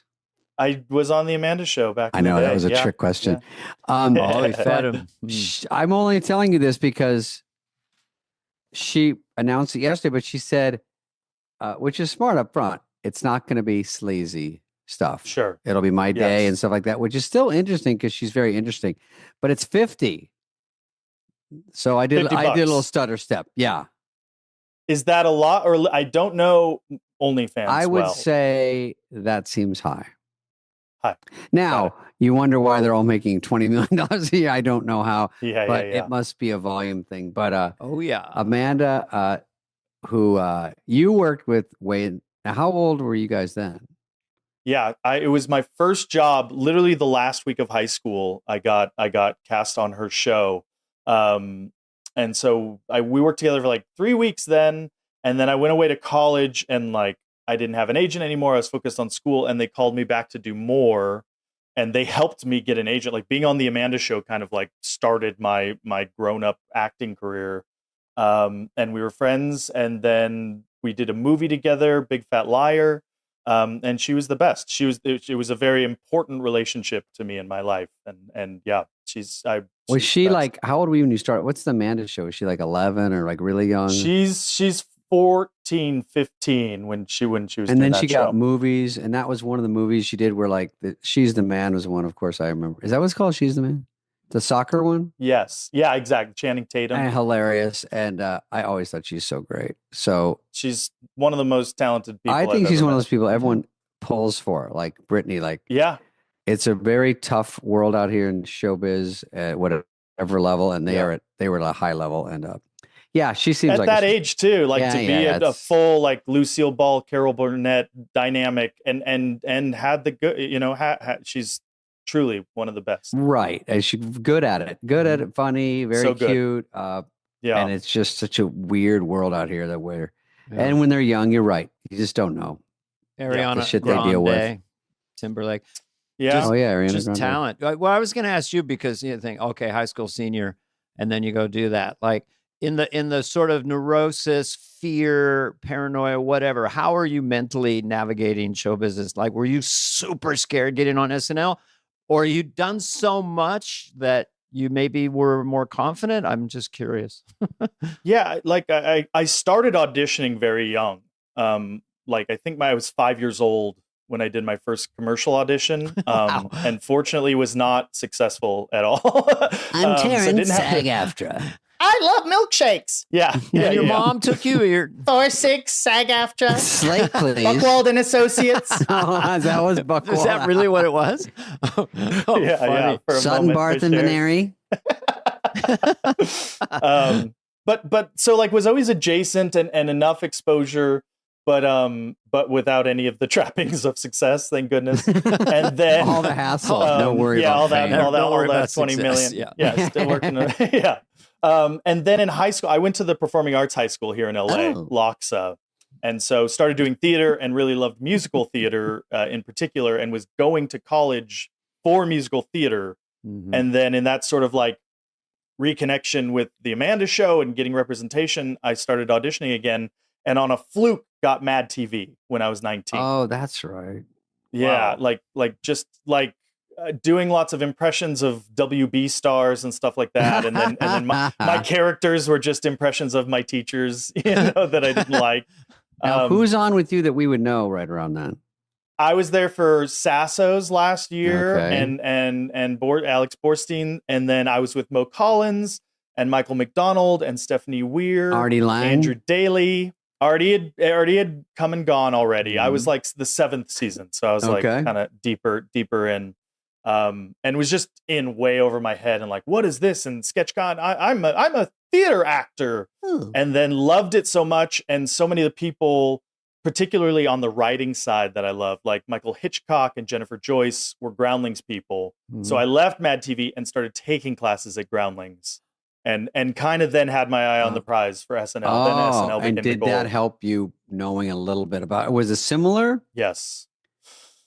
SNL and Mad TV, in that they're like, just in that they're sketch comedy shows, but I think, where Mad TV probably had a lot more chefs at the top level, SNL has Lorne, and I think that's probably the biggest Yes, difference chef. of all. Ooh, he's got an Yes. aura. I just have to back up for a second. Yeah. So you go in high Yeah. school, you tell your parents, well, I'm going to go to high school. And you were living in Big Bear, right? That's right. So, okay, Yes, sir. great. Where you want to go? I want to go to a performing arts high school, and I want to pursue musical theater. And you knew this at 17, 18. And they went, It was and they were in support of it. No, and if anything, my mom was encouraging of it. She kind of, her great uncle was Robert Stack, and her cousin David Bowe is an Robert actor. Like, Stack. so she knew. We just On both say his February name 27th, like him. if you can't do the Yamava Studios, Chris Tucker turns down $20 million. No one knows why. Yamava Studios. But I love anyone who does an impression not well and just says the name. I'm Robert Stack, and you kind of hypnotize people. I guess It does help. I guess it's good, Yeah. Why are we That was saying it like that? Forte's- That's the first thing I That think was of. Will is, Forte? I'm Robert Stack. He did that in his audition. He said one of his audition moments for SNL was, "Hello, I'm Martin Sheen. And if I don't sound like myself, it's because I have a cold. But if you do think I sound like him, great." And that was the whole bit. Well, that's That was the Will whole Forte piece. has his own lane at SNL. good He's got one. his Best, own man. He's the potato the chip greatest. sketch. He was surprised how big a fan I was of that sketch where him and Sudeikis go shithouse over a bowl of potato chips and just full Yes. tilt commitment to drama and crying. The Because he thought he took funniest. So one of good. his potato chips. It's just Bill Ford. The best perk of the job is going on the server and seeing like Cut for Time sketches. And he had a sketch called Finders Keepers. It was a season finale, and Alec Baldwin was the host. And Baldwin is coming back from the beach, and he's like, "Where's my car? I just parked my car here." And Forte has a metal detector at the beach, and he's sitting on the hood of his car that's covered in sand. And he's like, "Sorry, buddy, finders keepers." And Alec goes, "What are you talking about? That's my car. Get off the hood." And I think there's 3 lines of dialogue in the full exchange, and then Forte launches into a full song called "Finders Keepers, Losers Weepers. It's the law of the beach." And the whole sketch is just this song explaining the rules of Finders Keepers at the beach. And is he And the it brings me crickets? so much joy. And it It played to was silence? It was pretty quiet, I think. Thank goodness. The nice thing about a musical sketch is the music's playing, Yeah, so at it least seems there's, loud, like things are happening. There's some decibels being achieved, Some but yeah. decibels happening. Yeah, how sickening when it doesn't work. Yeah. The worst is when you go in there like that's for sure cut, but you still walk in the room like this, huh? Yeah. 1% hopeful. No, Like, it's on the right side. did they think it was so funny that no one laughed? They should do a It was short short. film of people coming in because now they're back on into Lauren's office and they glance over and you can tell by their attitude that their sketch is to the right. They should have and a not camera in the wall, Dana. Yeah. When we walked in, and my first time they opened Lauren's office, I don't know how they do it now, but we wait outside. It's so thirsty and gross. Yeah. And I had my Yakov Smirnoff outfit on, my first update. And Dennis was in there. For some reason, Dennis was in there. And they opened the door and I see like Downey and them all pouring out. And Dennis puts his hand on me and goes, "You can take off the beard, Spud." And I was like, "What?" And I walk in there, my thing is moved over. Oh, sickening. Is that helpful? Is that a nice thing? No, Is I that a would have helpful found out in moment? 3 more seconds. But Yeah. you can lose the facial hair at this point. Just all no right? one connecting eyes tells you something. I never housed more handfuls of popcorn than with a cut sketch. Just And small talk. So who's the host next week? So, Yeah, exactly. Yeah, And they're act like you're just not waiting. hurt and kind of You don't clap for the care. other sketches. Yeah. Great. Yeah, part of the process. Not personal. Part of the process. Wayne's World cold open stayed in. Oh, good. No, I wanted to see it again. Yeah, Good. Yeah, I got Too bad cocky. they If can't my move it stuff up was higher. cut, I just walk slowly over to Lauren, get right up into schnoz and go, "Seriously, dude? I don't think so. Come on, man. Let's Oh, move that's it back awesome. over." Or no. Worst mistake. That reminds me when I tried to get a manager, it reminds me of that scenario. And I got Gervitz. But back then, Dana, we have the same manager. And back then, it was between him and someone else. And he goes, do the right thing. Just call him. It's always do the right thing. By the way, I never want to do the right thing again because the right thing never is like the fun thing. And he goes, No. I wish I could have texted him. But now he goes, just call him. He's a big boy, just, hey, it went another way because you never know, I said, hey, man, it didn't work out. I'm going to try with this other guy. Who knows? He might suck. And, whatever. The guy goes, you just made the worst fucking mistake of your life. And I was like, God dang. And that scarred me forever. I was not ready for it. And I was new in showbiz going, I don't want to make any enemies. He goes, he's a big boy. He was not a big boy. He's a small boy. I still feel guilty about that reaction I had with you. That manager was Dana Carvey. It was those breakups are hard. I had one of those too. Yeah. And what I got was like, well, yeah, hey, I had to break up with someone I'd been with. And he's like, listen, people get jobs and they like to move on and shake it up. And some people stay loyal. And that's okay that you didn't want to go back. Oh, he threw that like, in. And then they throw in, we just had a kid. And I have what does children that to mean? feed. Am I going to be your big? Have you seen a picture of my baby? That's my responsibility. And my house. Here's my child. Yeah. Yeah. And here's my chart from my doctor. I'm going to put him on.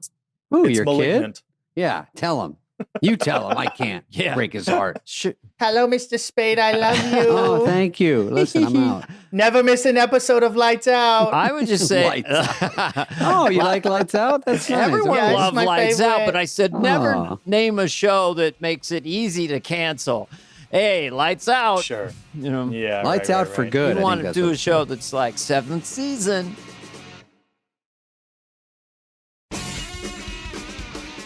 Are there versions that have worked of like a negative sounding title that's been successful? No, Maybe Dana's not. positive. Deadwood?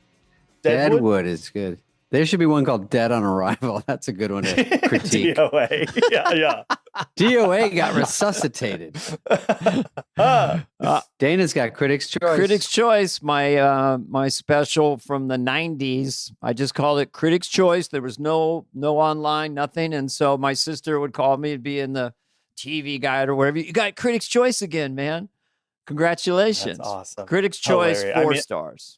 Yeah. Me and Poor my naive siblings sister. know the Ross Perot scat, like dep, can I finish? Dep, can I finish? Sabadee, dap, deep, bop, boobity, bop, sabadee, ba-da-ba-doo. Can I finish? Can I finish? That's funny. Like we knew that we Can a watched tuna that all the fish? time. Can I get a tuna was fish? No, what you One time. If you want to make it, I distilled it to Ross Perot is James Brown. Can I come in on the one? Can I come in on the one? Can I come in on the one? Yeah, it is just a song. But, to that, one of my favorite impressions all time is your Matthew McConaughey. And I felt the first time you saw it, then I saw it a second time, and then you were so in the bless because your soul. Bless you. Did you audition with it? Caesar. Praise from Caesar. Sorry, David. No, it's better than even a great impression. It's like a character. Thanks, it's an extrapolation into a character, and you had so many hooks. And I wish we could just play it right now because. Oh, thanks, dude. Don't you get reaction to that? I haven't seen anyone. People like that. Yeah, people like that one a lot. That came out of because everybody has a McConaughey. Like it's pretty you were probably overdone. Not like early, yours. You kind of you own thanks. it. I mean, it was watching True Detective. I was obsessed with that first season of True Detective, and it was so indulgent out there in the stars. Celestial, bing bang, shooting around. What are we doing? We're cosmic light. It's just like him, just like that's a good riffing on one. Yeah, these hippie references and all these little sound effects. And stuff. And it's and when he won the Oscar, maybe for Dallas Buyers or whatever, he's like talking out there to my wolf pack, hunting groups of us, primal, getting the meat roasting on the spit on the fire, but there's plenty of spots for people to come around. What's going on? You saying? What are you saying? It's fun. He's always so positive too. I always liked doing like positive energy ones because like I would struggle if it was a criticism, or if you were like, if it was a takedown, it's a little bit harder. And that was so fun because he was just being full, uncut, authentic McConaughey. And I remember writing that one. That's one that you sat down for 30 minutes and improvised 50 different wild lines and like people responded to it and then spent 6 hours and didn't go home and slept on the floor for my grape stomping sketch or whatever. And of course that tanks at the table. Yeah, I heard about that people bombing. It was a bad one. It was infamous. It got out here. All right. I was terrible at pitching too. I was really bad at the pitch. And I actually did because I have like a small role in 12 Years a Slave, which doesn't make sense to I remember you pop up in that movie. Performer. I remember that. It was like, hi, I'm Taryn. Cameo. Hey, you had it? All right, what are we doing here? We're stealing liberty. We're entrapping people, regressing, making America great again. No, but I did a bit for almost an entire season where I would start to pitch the host on an idea. I was like, well, I know you're in a movie with a plane, so that's great. And I thought we could play pilots. Because, when I was in 12 Years a Slave, what I found about the process that was most rewarding, and then I'd go real indulgent, and it got some chuckles at first, and then it was terrible. And then Brian Tucker had to tell me, he's like, don't do that anymore. Don't do that. Lauren has said something. Don't do that anymore. Why is he doing it? It's like, funny. okay, I mean, okay, it's like, I don't understand all that. That place, that place can be a little. It made weird. Chrissy Teigen uncomfortable. By the way, when you did Ted Cruz, I don't think I was hosting that time. I think I was doing Fallon, and then Lauren said, "And you'll do Church Lady." He tells you it's a Thursday. Awesome. I thought I was flying tomorrow. You'll be in the outfit. You'll wear the Church Lady wig. You'll wear the dress. You'll wear it on the flight You'll home. do clever put downs. And Lauren, I know how to do it, Lauren. But then the interesting thing about that was that Daryl came on and did the Trump that we all knew before the new Trump. Yeah. Which was great. I love. And Daryl was Trump, looked like Trump, incredible Trump. But then Yes. Trump in 2016 just came in with all these different hooks, and all the stuff we see today. And so that's why he sort of felt bad What that he was didn't Daryl's get to do Trump. Well, it was old. It was Trump from the 90s, It was just very Yeah. here. It was none of the we're gonna do this shit, all these different hooks, and we're gonna do it. We're gonna do the bragging. It was all kind of new. Yeah, my favorite Daryl one was the Domino's pizza commercial. He would do those commercial ones. Yeah, like, here's what we're gonna do. I'm gonna tell you the thing, and they say, "Oh, Mr. Trump, can you focus the camera?" I think I'm gonna focus the camera. I think that was a good idea that I had. Like it was all that bluster. Yeah. And James, which I just like. I think James Austin Johnson is just a full genius. Like it's I would watch his videos before he was hired. too. Where he was talking I about saw it on, Scooby-Doo and stuff. I So would say good. for people who might get the Yeah. reference, he's the Miles Davis of that impression. It's better than Yes. an impression. It's got so many, Yes. it's like jazz that you're missing Yes, all the correct. hooks. But Daryl's We did a charity event together where he did karaoke as Trump and is just So hard. freestyling in between verse, and it's amazing. He's good at I think he improv sang- as Trump. He's so good. Very hard Yeah. to do. Yeah, you can give him any TV show from the 70s. When he was on our podcast live in Texas, they just the Brady Bunch, and then he's right on Trump. He knows that so well. Peter Brady. Yeah. Likes to criticize himself. He's doing it to get friends. I don't need to do that. No one wants to Yeah. criticize Trump. Yeah. But Daryl's James is feelings amazing. were hurt because they went with Alec Baldwin. But I said that's just a totally different idea and choice. Yeah. And it wouldn't be a competitive thing. It's just like that was just I think. All right, but what a weird thing. Start off with a cast member or start off with a big star. I think that's when Lauren finally was like, that a cold opening with a big star guaranteed that's not the host helps. Yeah. Yeah. Is it fair? We don't know, but it helps. Well, did that start? Because I just went and did Biden, and before I did it, I made sure it was Steve Hook. And this, I swear to God, I would have backed out. I said, does anyone want to do Biden on the cast? And be honest with me, because Mikey Day was doing whatever. And he said, no one wants to do it. Trust me. So then I did it. But this thing of like, older cast members and movie stars coming in. Did you have some of that? Or when did that start? It's gone beyond a launching platform. It's now an institution, and you have to maintain an institution. And there's a quality to that. Right. I can have Bob Lilfy do the state attorney general, or I can have like Matt Damon. Listen, I mean, there's so much to speak to the brilliance of Lorne. Having just celebrated the 50th, which was like such a joyful weekend, other than your absence. That was probably Dana. the biggest blemish of Hey all. man, I'll just say it. I'm just gonna say it. 60th. That's all I'm gonna say. 60th. You already booked the hotel, booked the tickets. We'll use filters. You'll get your neck whoopee tape back. You have to use real glass. That's the But trick. yeah, I maintain, just to start the conversation, that no one else could have done what Lorne's done. And there were so many episodes of Saturday Night Live Intrigue or whatever, where the masters in charge basically would say, you got to do an hour, you got to pre-tape it, you got to change the theme. So Lorne stayed with the brand, but also was very flexible with the brand. As it changed, the culture changed. So go ahead. What were you going to say? No, I completely agree with that. I think that's right. And I think that one of the many aspects of his insightfulness as a producer is, you got to get people talking about you. And if they're not talking about it, then it's wasted air a little bit. You know what I mean? So I think like a Baldwin hire gets people talking about it, gets eyeballs. Now you get it. Yeah. Too late. Way too late. We were in the analog stage, early analog, that it was just a small bulletin board with a few letters on it. And now it's blasted on YouTube. So yeah, the paradigm is shifted, will evolve with the moment. Yeah. Well, I mean, something I love about your podcast and any sort of like SNL focused podcast is it's this free therapy. You know what I mean? To be like, was I a weirdo? Was I okay? No, there's at least 5 more people that had a similar feeling or experience. And then also inversely, like, oh no, I was probably a weirdo about that aspect of the show.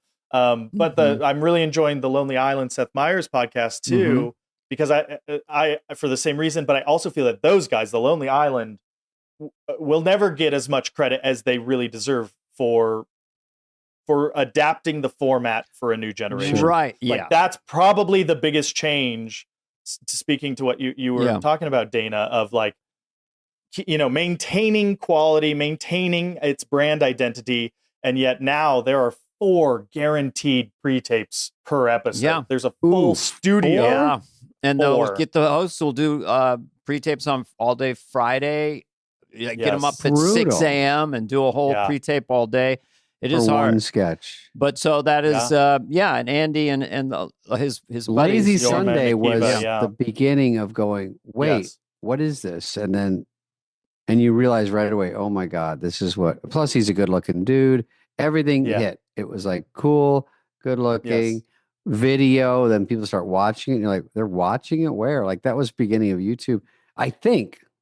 Yeah. No, I think you're exactly right. In terms of like an injection of relevancy, no one has had a more direct effect on the show in the last 30 years. And I got to get to know Andy better just doing the it was SNL. like a Pete, you need a good looking dude in there that younger people kind of go, oh, why would I watch SNL? Oh, okay. Yeah. They need a reason. I got a question for you. It's just really smart. I do love musical. I would love to be in one. I just do love when Andy's, even the stuff he did recently, the stuff he did recently was fantastic. And it is something fun. Were you in one of those pre-tape?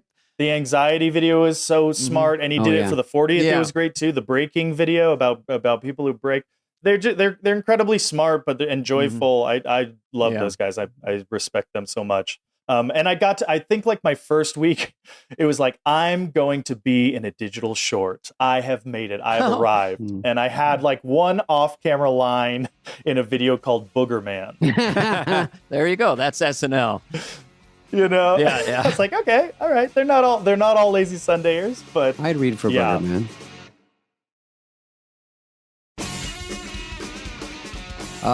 Taryn, when I left SNL, it was sort of decided toward the end of the season when Adam and Farley left. It was a little weirder, like vague. Where I had heard later they were fired. I didn't even hear it from them. I heard it like 2 years ago. And when you left the show, what is the way you get information? Is it direct from Lorne? Is it an agent calls an agent or business affairs? How does it work? Yeah, my manager at the time called me, but they were doing the Marty and Maya variety show during the summer, and I was directing a film that summer, so I was in Canada, and I was wisely or unwisely like ready to move back to LA, ready to be with my family, ready to kind of be done with the schedule of the show. And I think probably have made it known, not always in the most gracious of ways. And they asked for like an extension that summer. They said, hey, we need more time. We're producing Marty and Maya before we made our decisions. Right. And I pushed back. I said like, no, tell me now, or let's be done. And through people, it was like, no. They're doing it for everybody. They're doing it. And so we said, okay, with some caveats of other jobs and like, clearing my post schedule for editing the film and blah, blah, blah. So we said, okay, 2-week extension. And then 3 weeks goes by and you don't hear anything. And then like in the 4th week, my manager calls and goes like, I think I've got good news. And they've decided not to pick up your contract. Is how it was phrased to me. I mean, at least you're ready to go and you're not totally blindsided. Like moving back to, like I would move home every summer back to LA. Yeah. Lose the apartment, everything, because they just would not tell you. And they wouldn't say, of course, but it's a technicality. They were like, we have no idea. And they wouldn't, encourage you to say, you're coming back. Just let us, So it would go home.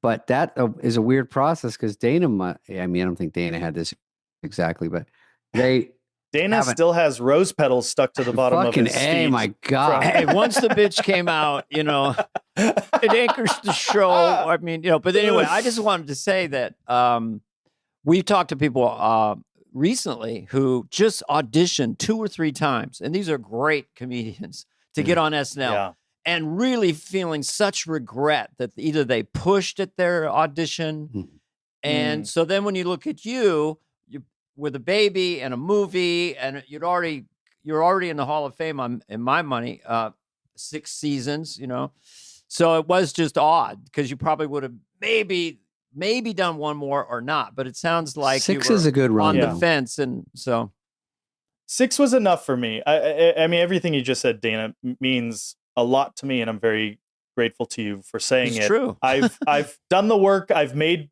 peace, and I've also really been able to take more responsibility for my participation in that. I got what I asked for, quite honestly. And it's not fair of me to go like, but I didn't want it in that way. No, because the truth is, if it's between like 2 cast members and they're like, this would kill the one guy, and you have one foot out the door, they're like, I think he'd be fine with it. Yeah. And we just move on. It makes it easier in a way. I think so. There is sort of, well, it's such a bizarre psychosocial dynamic just for every reason. And Lorne's said that part of his aloofness was to protect himself, because everyone would want to go in and what about this and that and so forth and so on. So, but I just see it run as a total success, obviously. I mean, it's thanks. I don't even, how many people really got on there, really landed and had reoccurring characters, and it's hard. Do you take, I would imagine kind of happened with me where you're so burned out, but after a month or two, when the show's back on, you get your legs back and you're like, it would be fun to go in. But you also, you realize don't think like that because it's the day-to-day new host. What are you writing? What do you got? If you could pick and choose when you came on, that's different. Sure. But man, every week is just such a stressful grind. Well, I would put this in the ether because you were just there. And I think you should come on and do Matthew McConaughey for a reason that he, whatever, lit off a firecracker or something.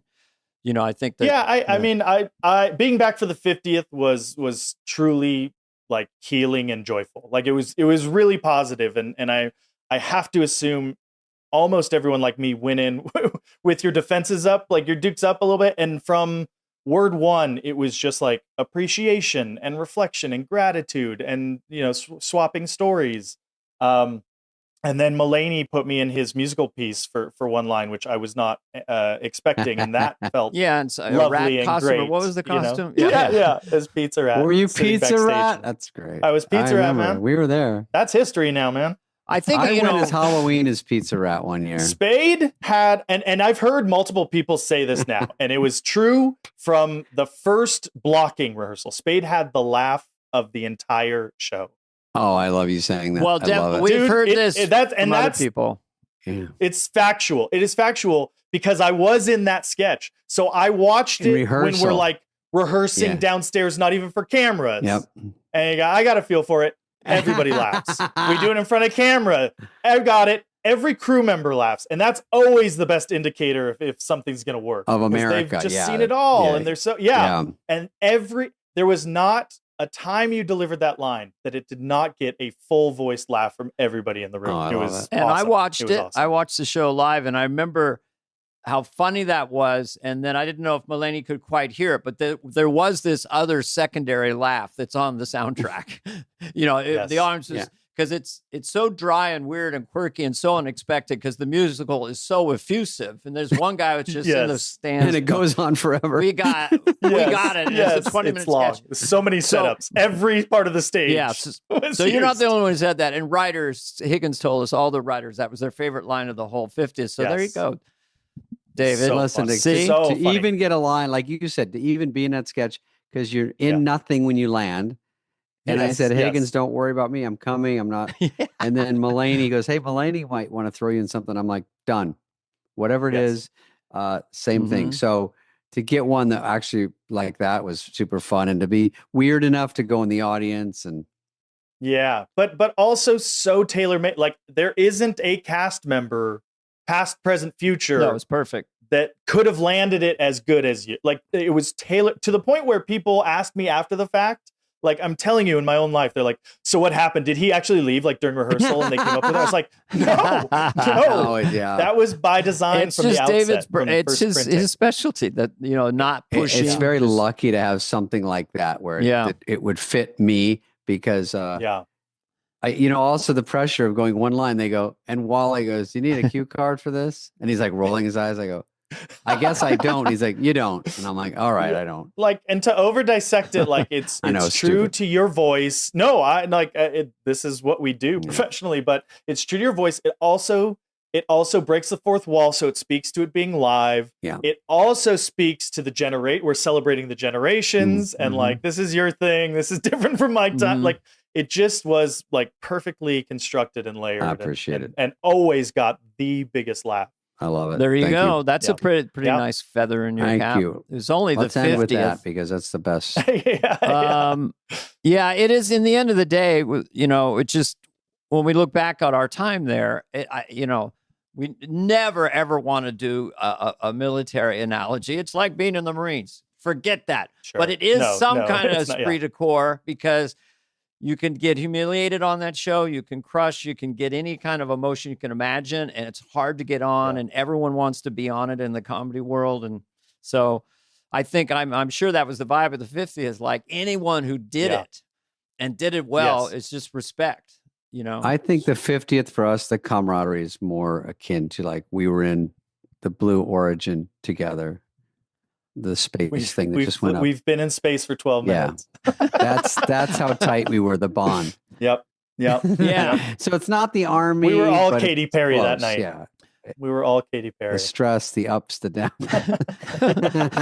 You have to buckle. Yeah. You have to unbuckle. We had the training. Well, thank you, buddy. Thank you. Nice chatting. Had a great time. Thank you. Thanks for having me. Hey, are they going to pick up that animated pilot we did together or what? Oh, yeah. Taryn and I did. What was it called? We were in a booth somewhere doing this animated thing, and I guess it just didn't go, but it was fun. Not the Tina Fey one, is it? No, it goes back before that. You were like an evil billionaire. I was an evil billionaire. Yeah. It was precious. There's so much. Yeah. I was hoping that's what this was about, was you telling me we got picked up. The pickup?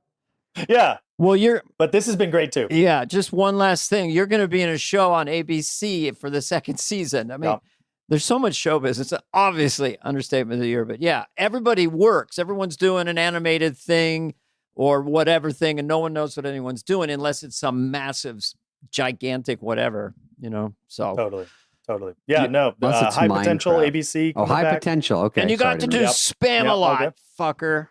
Yeah, dude. That was Monty Python. The best. And Eric was there. Eric was there. And like when we first started rehearsing, they're like, well, he may not be around much and stuff. And then we do like a first dress rehearsal and he's backstage. He's like, I think we can beat that joke. I'm like, okay, Python. Yeah, just to be anything Python. Anything you want. And you are perfect for that. You that is your lane. You can do that whenever you feel like it. Musical, Broadway. Yeah, it was a beautiful marriage of I think the first movie I ever quoted, was Holy Grail. And it's only a flesh wound. Yeah. Yes. Only a flesh wound. Oh yeah. I love Was that Life of Brian? Bite your legs off. Yeah. That's Holy Grail. Yeah. Oh, great. And then, having started wanting to pursue musical theater, it was really like this perfect marriage. Wow. All right. Well, in New York, you're still incredibly young, so you're going to have to do this for a long, long time. But great. David, do you have a final joke or something? No, I appreciate talking to him and had a good time today. Yeah, I admire you both. I respect you so much. I've been a fan my whole life. So thank you. To have rubbed elbows is a great honor too. Dana, we should be playing the Good Nights music therapy right now. Yeah, while we say this. Zoom hug.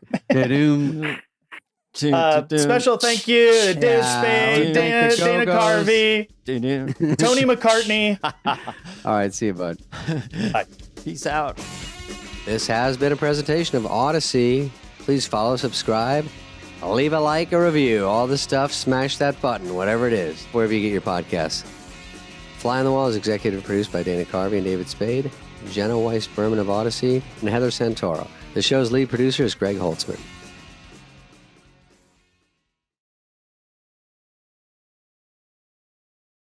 Here we go. Tony Hinchcliffe is on today, and he does Kill Tony. A lot of people know him from that.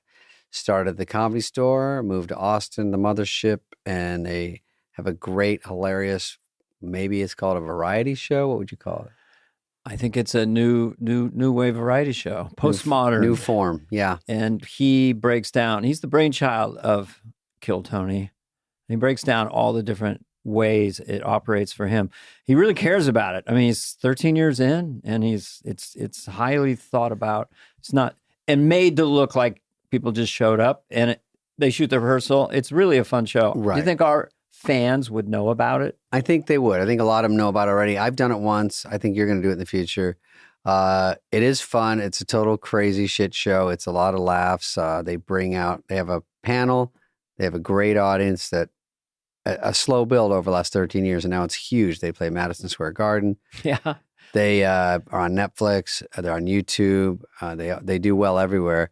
But there's a panel, and they usually have a guest comedian or someone, Shane Gillis, Kyle Donegan. We talk about that, and we also talk about how he accidentally got inside the 2024 presidential election and was for a while talked about as the person who might have tilted the election. Derailed, in a different way. And that's a really interesting story. He did a Puerto Rico joke. That's how some people might only know him, just from hearing about that. From the Madison Square Garden thing with Hulk Hogan and everything. He was in that, made a joke. It trended for weeks, and it was...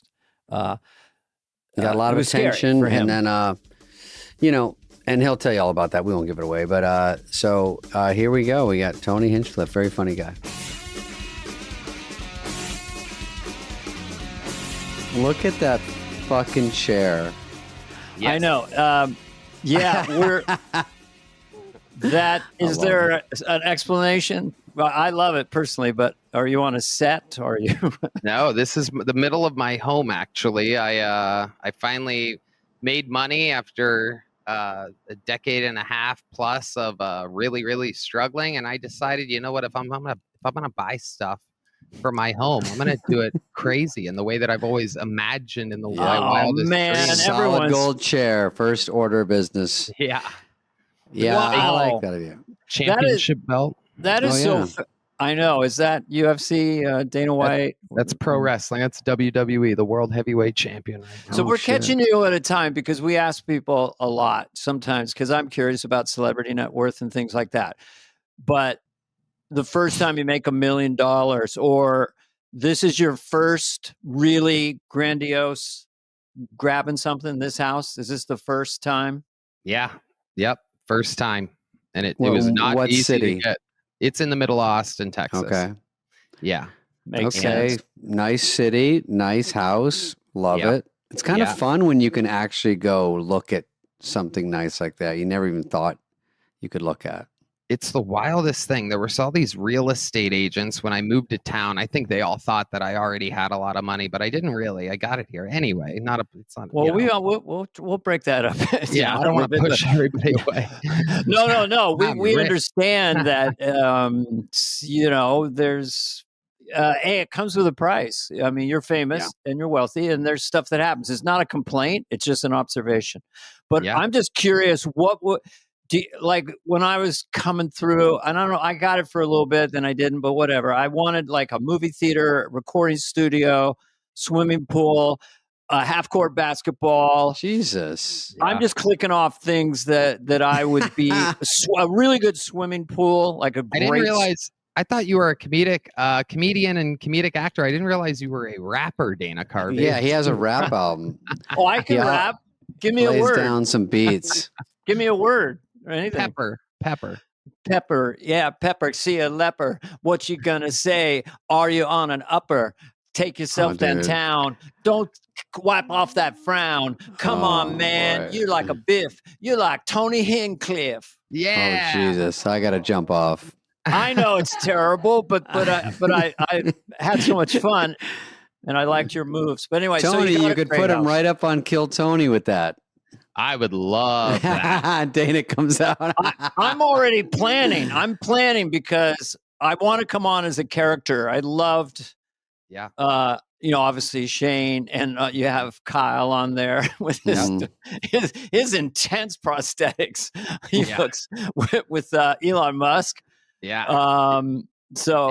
And he switched during that show. He went back into the prosthetic chair and turned into RFK Jr. halfway through the episode. Oh, wow. Yeah, that's Kyle Donegan. Do you provide a guy or a woman that does this? There's a whole team for these ones now. Mm-hmm. It used to be just a rubber mask many years ago. Sure. Good luck. And now there's a whole truck and multiple people. That it's like a nightmare back there. You're putting some money back into the production. I like that, right? Yeah.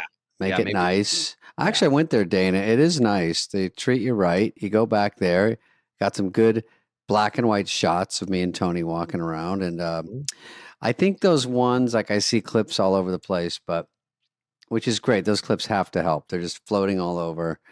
And they're always funny. And I think a great addition is when Shane comes in and does. Now, what does he do as Trump? Does he put anything on, or he used to not? Now he puts a little. I think it's just a little bronzer and a powerful wig. I don't think it and really. a wig. Okay, yeah. Yeah. I don't think it takes much. It's nothing crazy. Yeah. I'm just saying it's just the voice is so funny anyway, and he's got his mannerisms. So and he's always big guy. It really works. What I like what you've done is like the show has gotten so big, but it still feels like in a way it's made for $1. It's still, that would be the first worst thing. Is some idiot somewhere would say, you got to get in a fancy studio, man. The club ain't working.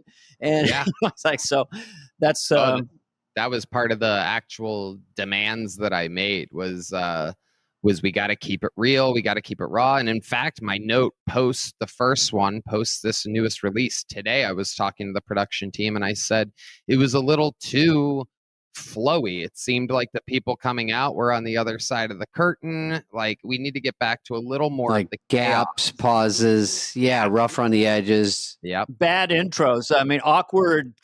Coming on the stage kind of feels like they're not ready to come on, kind of something. Yeah, all mess that ups. stuff. You need that. Those mess ups. I only know it from my one experience. Just we're talking about Kill Tony. We're talking to Tony Hinchcliffe.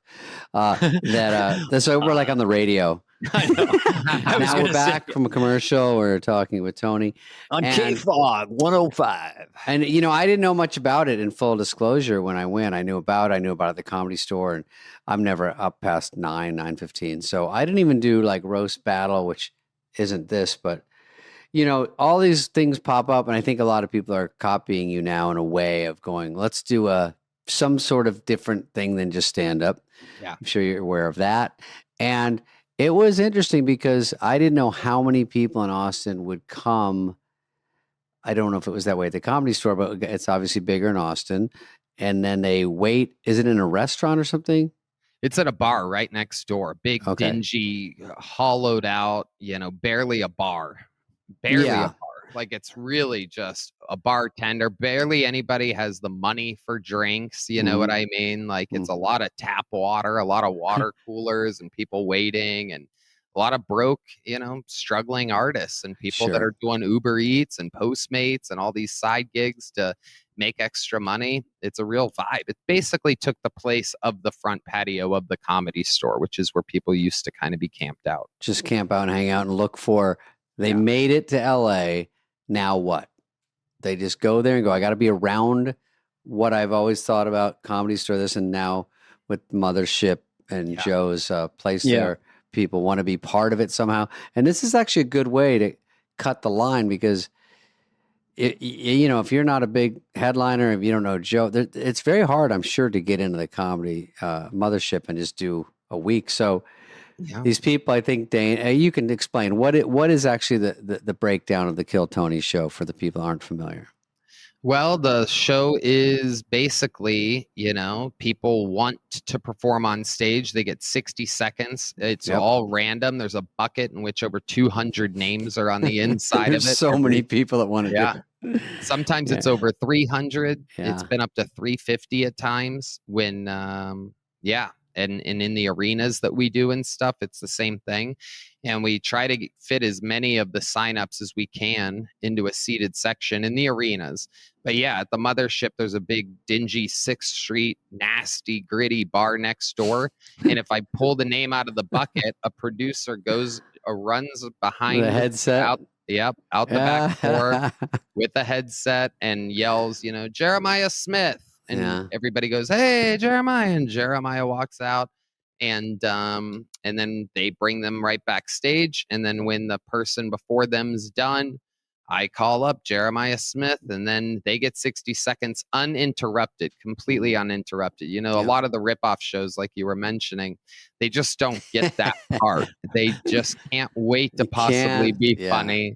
And they jump in at any point trying to get their own laughs in. And but the format is pretty critical to the show because then wow, did they make the most of their 60 seconds or did they kind of bomb? And they know what they're signing up for. The show can be pretty ruthless if they do really poorly and didn't prepare. And so it's kind of like it could be a roast or it's a real make or break because they can really score in 2-3 jokes or one joke Yeah. that you can win. And there's a panel. Let's say it's you. It's always you. Yep. And who else is it always? And then you have like extras, right? There's my co-host Brian Redban, who mainly focuses on sound effects and making sure that everything's being recorded.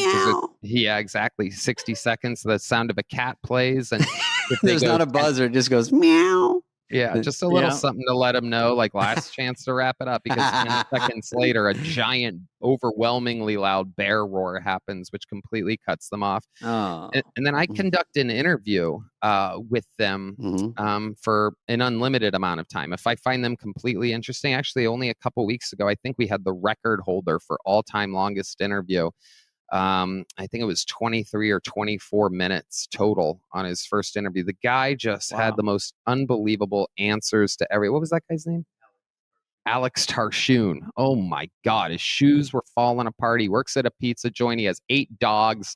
Turns out he was on the next week. We found out that he got kicked out of his apartment because the people found out because of his appearance on Kill Tony that he has 8 dogs. He makes cartoons. It was just hilarious.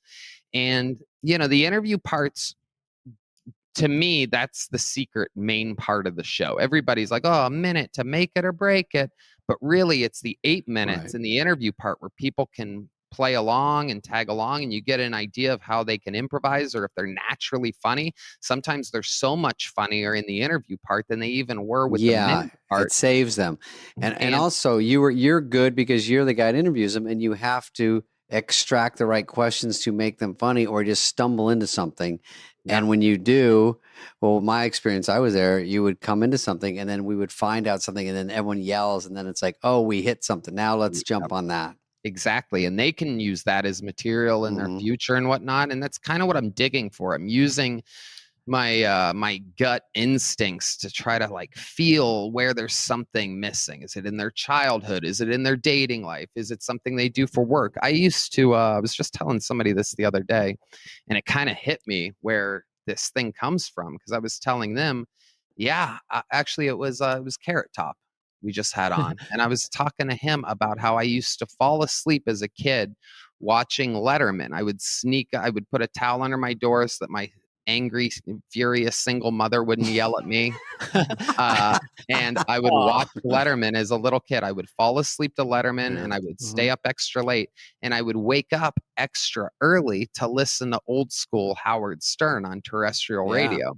So this interview thing it's only, and here I am 40 years old, 12 years into the show, and it's starting to hit me now. That's where it's kind of molded out of. My interview style comes from the preparedness and calm coolness and comedian style of Letterman, but mixed with the chaotic craziness and naughtiness kind of old school Howard Stern. Yeah, it's just what raised me. I didn't really have a dad in my life growing up as a kid, and these are the things that I looked up to: was Letterman late at night, Stern first thing in the morning, and pro wrestling throughout the evening and days if I got to do it. And if you look at those 3 exact things and kind of mix them together with my main job as a stand-up comedian, the show kind of it is exactly kind of that, Wow. Well, for people who are just some of our listeners, it's a phenomenon. Yeah. And it's fascinating to me that usually every movie I've ever done, not many, but the behind the scenes was better than the movie. And you guys keep it it's like the green room. I mean, there is it's fascinating to me how you've casually put this together, but it seems to really come through you completely. The sensibility and all the decisions. I mean, I know you have partners and other people, but it seems to be you. And I love it because in old school show business, the only thing we had was the Gong Show that was like this. I don't know if you ever saw that, but it's not like your show, but it would be like an ancestor of it. And Letterman deconstructed late night in his own way, for sure. And then, of course, the sarcasm and Howard Stern's brilliance of that. And then being really curious, I think, when you're in that mindset and the person's there, and this is now a vulnerable thing, maybe 13 years ago, but it's a big thing to be on Kill Tony and talking to you. And so I just was talking to David earlier, we walkie-talkie, and I said, you just have a real likability to you, even though the show you'd say, it's mean or this and that, but there is a sweetness to the show. If you were not a nice guy, it wouldn't work. Right. They can sense that. So anyway, that's all I wanted to say. I'll see you guys tomorrow. Those are some of the best parts for me, is making the magical, or not making, because you can't even make them. It's almost like deep sea fishing, and you're just hoping sometimes that a perfect episode, like Monday's episode that we just taped, right? Let me just take you through this one because it's kind of a perfect example. Right. A few months ago, here I am getting stoned at my place in the afternoon, thinking, where are we going? What's the next, right? What's something that'll throw off the fans that have watched 730 episodes of this? They watch it every week. They see me and my homies doing it quite often. What's something that I could throw into the mix? And somehow, some way, one of the many messages that I've gotten recently from somebody's assistant or friend of an assistant or whatever is that, hey, Carrot Top might be interested in doing the show, who I've met a couple times before. So I'm like, hell yeah, that's perfect. This sounds crazy. Let's try it. Mm-hmm. So we exchange numbers and we talk on the phone. He's on his boat off the coast of Florida at the time. And, naturally, just like anybody or anything, we all want everybody to like us, right? Isn't that really the secret? We all want to have a mutual respect for one another. So here he is. He's got nothing to gain, right? He's on a fucking yacht off the coast of Florida. Yeah, He's he rakes in cash. Falling out of control. Yeah. Life is good. He doesn't need anything. But, people want to be part of the fun chaos of a modern show. So there I am talking to him, and he's going, you really want to have blah, blah, blah, blah? And I go, yeah. And, what if you brought like a trunk of props and kind of did some of your famous prop stuff throughout the show? And he's like, really? You sure? Like, I don't know. Like, I could just be a normal comedian and sit there. I go, yeah, you could, but we always do that. And our video and our cameras and everything is so good now. And we're at such a high level that we can really capture this. I think it could be great. And, we set it up, and he is kind of, I can feel the weariness at the time, right? Naturally, like, really, props? Is he setting me up? This and that kind of. I mean, he doesn't say that. I just kind of feel it. Yeah. You feel it like 4%. And as it gets closer, there I am last week looking at my schedule going, wow, I booked Carrot Top solo, right? Like, anything can happen here. One thing that I've learned from doing this show so long is that egos can be the trickiest part, right? If I give a comic that I started with, 18 years ago, the seat next to me, they're happy to be there. They're looking to sell tickets. They're going to be funny, this and that. But I have to make sure that the guest really feels special and wants to be there and this and that. So last week, I'm like, holy shit, am I crazy? Because this could just be a nuclear meltdown. I've never worked with Carrot Top before. What if he goes out there and doesn't like something about what I said? It's funny either way, almost. Right, exactly. Almost, until someone goes, I don't want that episode out. I'm leaving. Or they storm off. We once had Ric Flair storm off of an episode because he got way too drunk during the day at a hotel lobby. And he got mad because we were making fun of someone who donates their time to coaching kids baseball. And basically, I called the guy a pedophile in the moment. It was a joke that worked perfectly fine. No one in their right state of mind would have been offended. And he goes, I don't like it when people make fun of people that donate their time. I'm out of here. And I thought he was kidding, but he left. Ended up being one of the big highlights of the show's history because people it's love real. It's real. Yes, it's exactly. Crazy. People love the fact that drunk Ric Flair walked off. But anyway, cut to Monday, and it ends up being an unbelievable episode. And I mean, Carrot Top, right after the first comedian says they work at a restaurant, he busts out a fork that has chopsticks attached to the backside. And for white people that might not know how to use chopsticks, you'll love this. It's a fork on this way, and the chopsticks are just clacking together. Comically hilarious. And that was just the first thing that he pulled out of this trunk. It's smart. He's waiting for a spot, and then he puts it in, which is smart. Oh, so genius. Oh, that's killer. And that's the thing, is being able to make it, refillable and fun. And I make it entertaining for myself, hoping that the fans of the show are with me, kind of, you know what I mean? Just on the adventure to see something kind of different. Because you guys know all these shows, you have, pre-interviewed guests, and everything's kind of a lot more set up than a lot of people think it is. So this whole thing being improvised, it's a huge risk, huge reward, huge risk. Sure. Millions of people are going to catch it. And you don't know what's going to happen. And in closing with this Carrot Top thing, just using it as an example, if they gave Emmys away to podcasts, I think this would be an episode that would win an Emmy. Carrot Top on Kill Tony out of nowhere, almost like what and I'm not dissing Carrot Top here, but it feels like I'm introducing a whole new era. Sure, you've got a whole big crowd. 15 to 35-year-olds to the mystique of Carrot Top. Yeah, you know? What's old is new again. When you were telling this story, in my brain, I'm going, oh, that's going to destroy. Because it's, I don't know the word silly, it's abstract. It's a guy who made these props and comes out one at a time.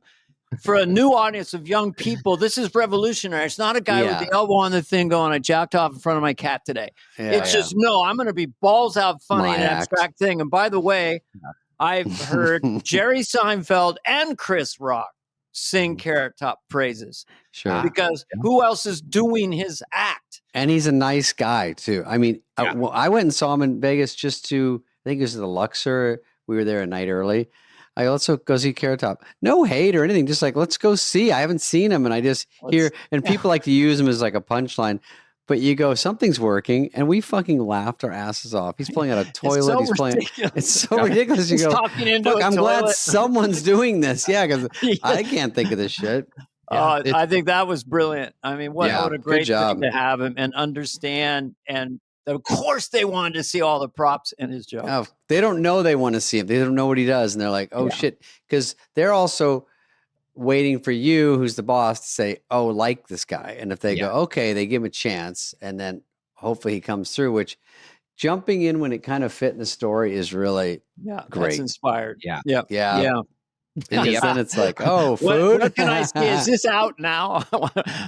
It's coming out in 2 weeks. 2 weeks. Okay. Yeah.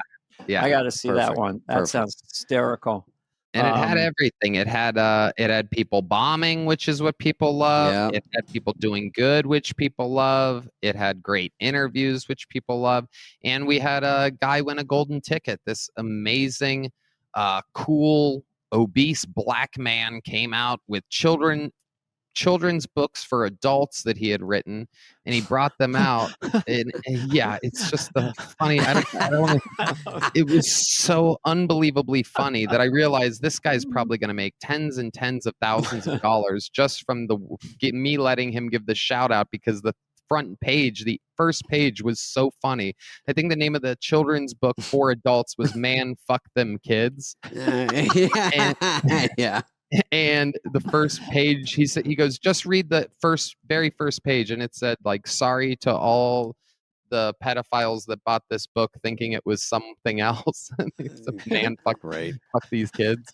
But he ended up winning a golden ticket, which is a super rare thing. What does that do? Which means that you can come back on the show anytime, as long as there's not another golden ticket winner already scheduled. So you basically just get to come back without having to worry about signing up and waiting at the bar next door in the bucket. You get to kind of like know. That's a tough wait, because I think when I did it, how many do you get through on an average night? 20?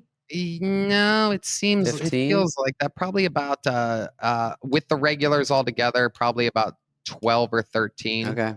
About nine bucket pulls, 3 regulars. Right, because it's not just 1 minute. It's a bunch of bullshit, and then maybe we'll talk for a second, and then I'll, it's organized chaos. Because before I went out, I think it was me and David Tell, and you said, let him get through it, like you told me, like you said just now, and then I'll probably start, and then you guys jump in. And it's a mixture of that. Like, I'm sure we got greedy. We want to jump in while you're doing an interview, but it all worked out. Oh, it's always great. It's always organically different, and the people love it being different. If someone goes on a run and they take over for a bit, that's great. If they're quiet for 15 minutes straight, that's totally fine.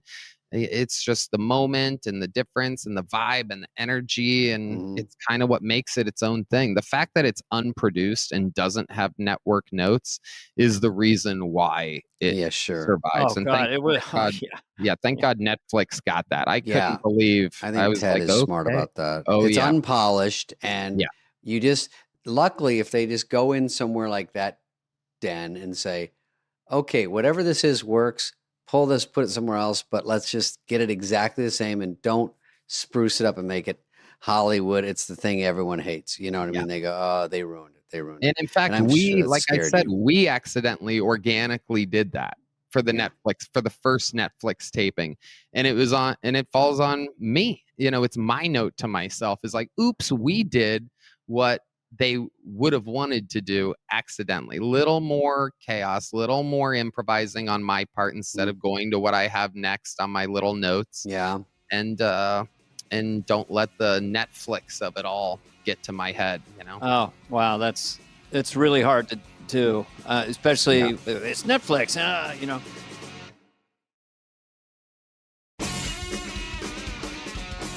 It's just very interesting to me that this new digital media, and it's been around for a while, but this show, it had to happen. If you weren't, I mean, it's so entertaining and so real.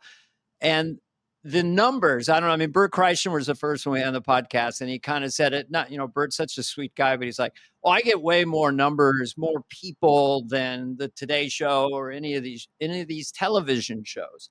Mm-hmm. What are your numbers? Meaning YouTube, right? YouTube numbers, playing arenas, just all this energy around this. I don't know who is in this new. I don't call it a Rat Pack. There is sort of like there's Shane and you and Bert and Tom and the last 7-8 years creating their own ecosystem, their own universe. It's very cool to watch from someone who came from the 60s, the 70s. It's a whole interesting world we're living in, because something that isn't applied to even just the simple numbers is the amount of shares, the amount of the length watched, for example. Like even back in the day, if the Tonight Show had let's just say 4 million people watching it, well, what are those real 4 million? Is 200,000 of them hospitals and nursing homes, and is a million of them, you know, grandmothers falling asleep, or, you know, who's exactly watching? Whereas with like a Kill Tony, for example, 100% of the viewers are comedy fans, or at least 98. The 2% that might be watching it for the first time because they went down a weird rabbit hole might be there, but they're going to get hooked too. You know, I'm joking about moms and grandmothers, but they 100% love the show. Everybody always says to me, I had my mom glance at it and I can't believe that she loves it, but they love the fact that they can't believe that they're watching someone get a magical opportunity to have a chance, that they literally were just on the street not knowing if they had a chance, and now they're trying to make it. So there's really something for everybody. But my point is also, you know, a huge factor is, so if there's 4 million people watching the Tonight Show, how many people actually make it to the stand-up comedy part, which is what, after 2 interviews or whatever, and a whole monologue and this and that, and also the length. You know, it's 2 hours and 15 minutes long, whereas grand total, what is the Tonight Show if you take out the commercials? 45 minutes, 55 minutes, or something? I have no idea. 42, probably. Still an hour. It's an hour, So when you think of the overall engagement and the locked-inness of these shows, you know, they're there, it's a destination, they get used to it, it becomes a weekly habit.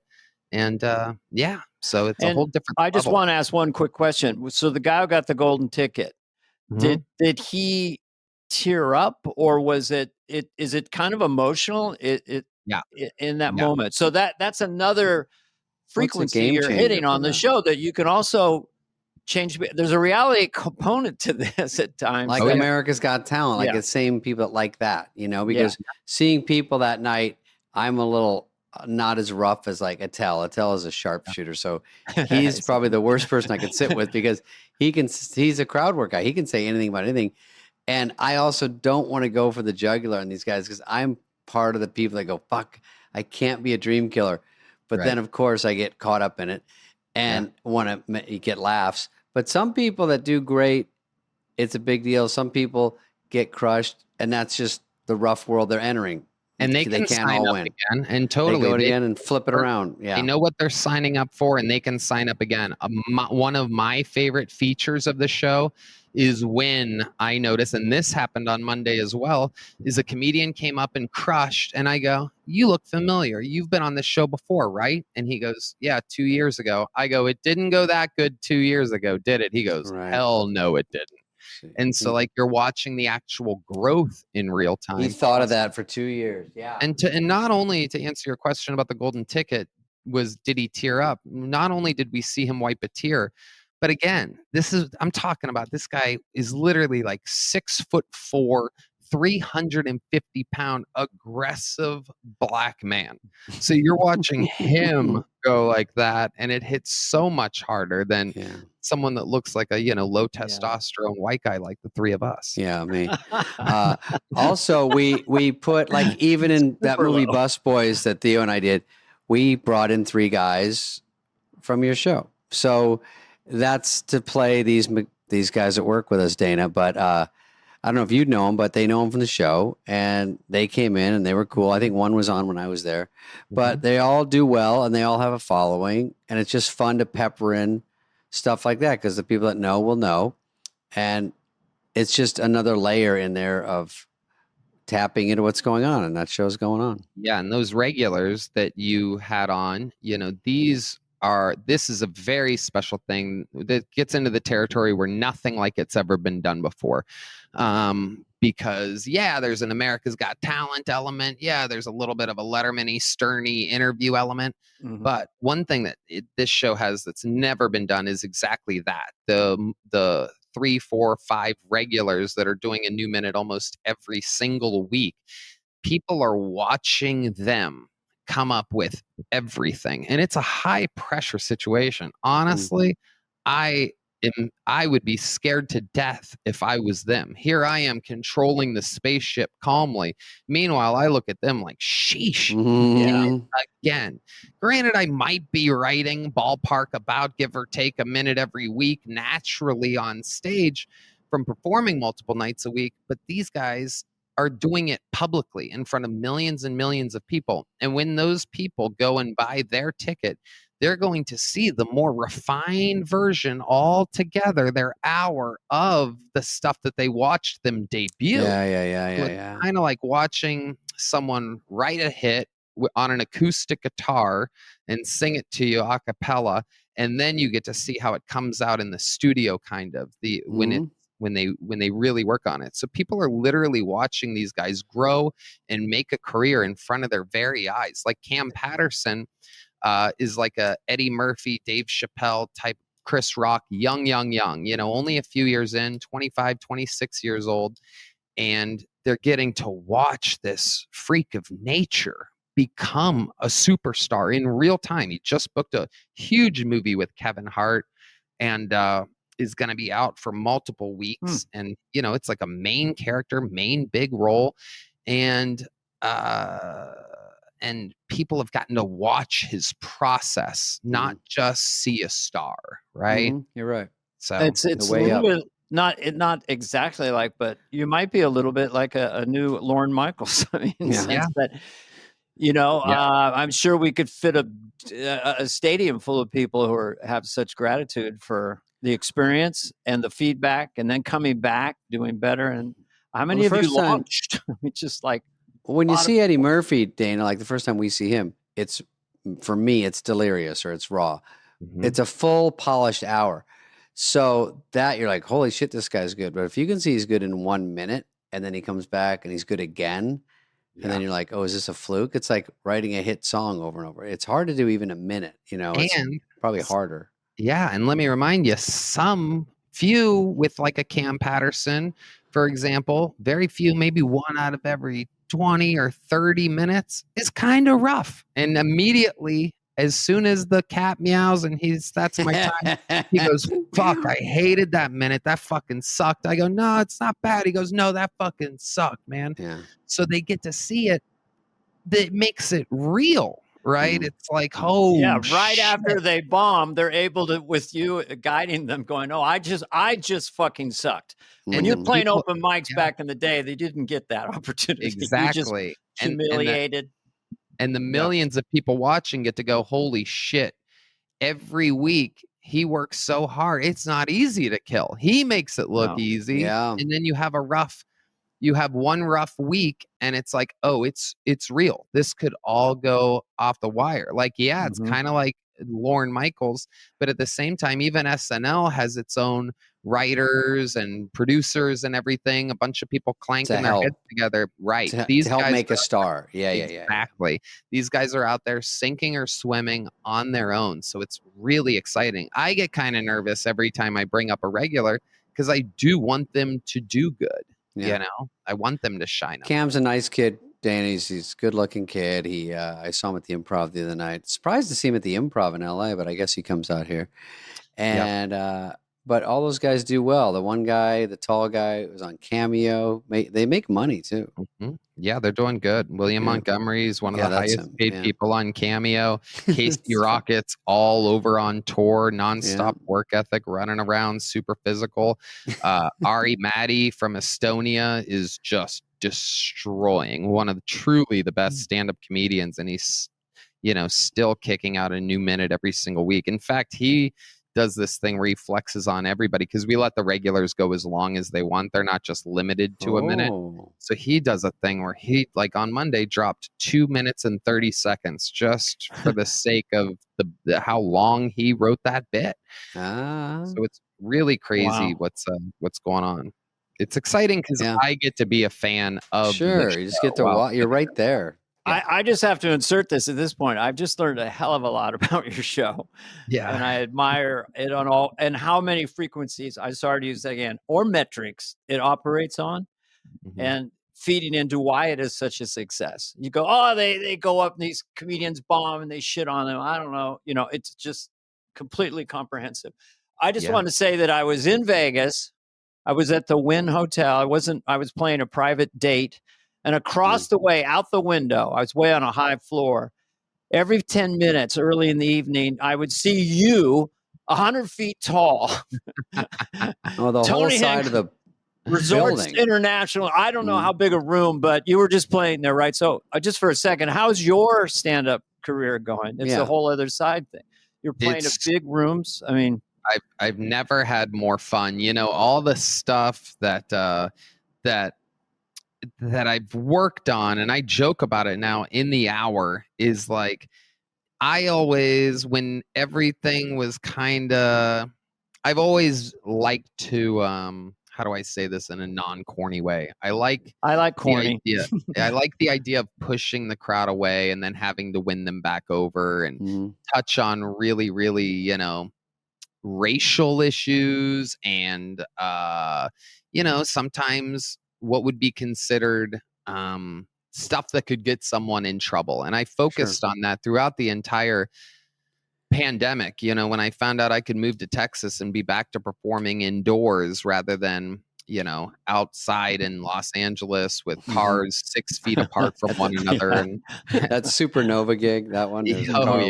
Magic Castle. Yeah. Yeah. Terrible. And I focused on all this, even though it looked like Netflix and a lot of things were going cleaner and more, if you want to be successful, you gotta be, mainstream or whatever. And I really doubled down and focused on, what I wanted to talk about, and even the stuff that happened with the Trump rally a few months ago. Like, it's all applied now, and it gives me kind of permission, it feels, with my stand-up to really, really, really finally, after 18 years, talk about the type of stuff that I want to talk and about. And they kind of know what they're getting. Even that Trump thing, which, did you ever think if he lost somehow that people would be coming after you for that? Oh, yeah.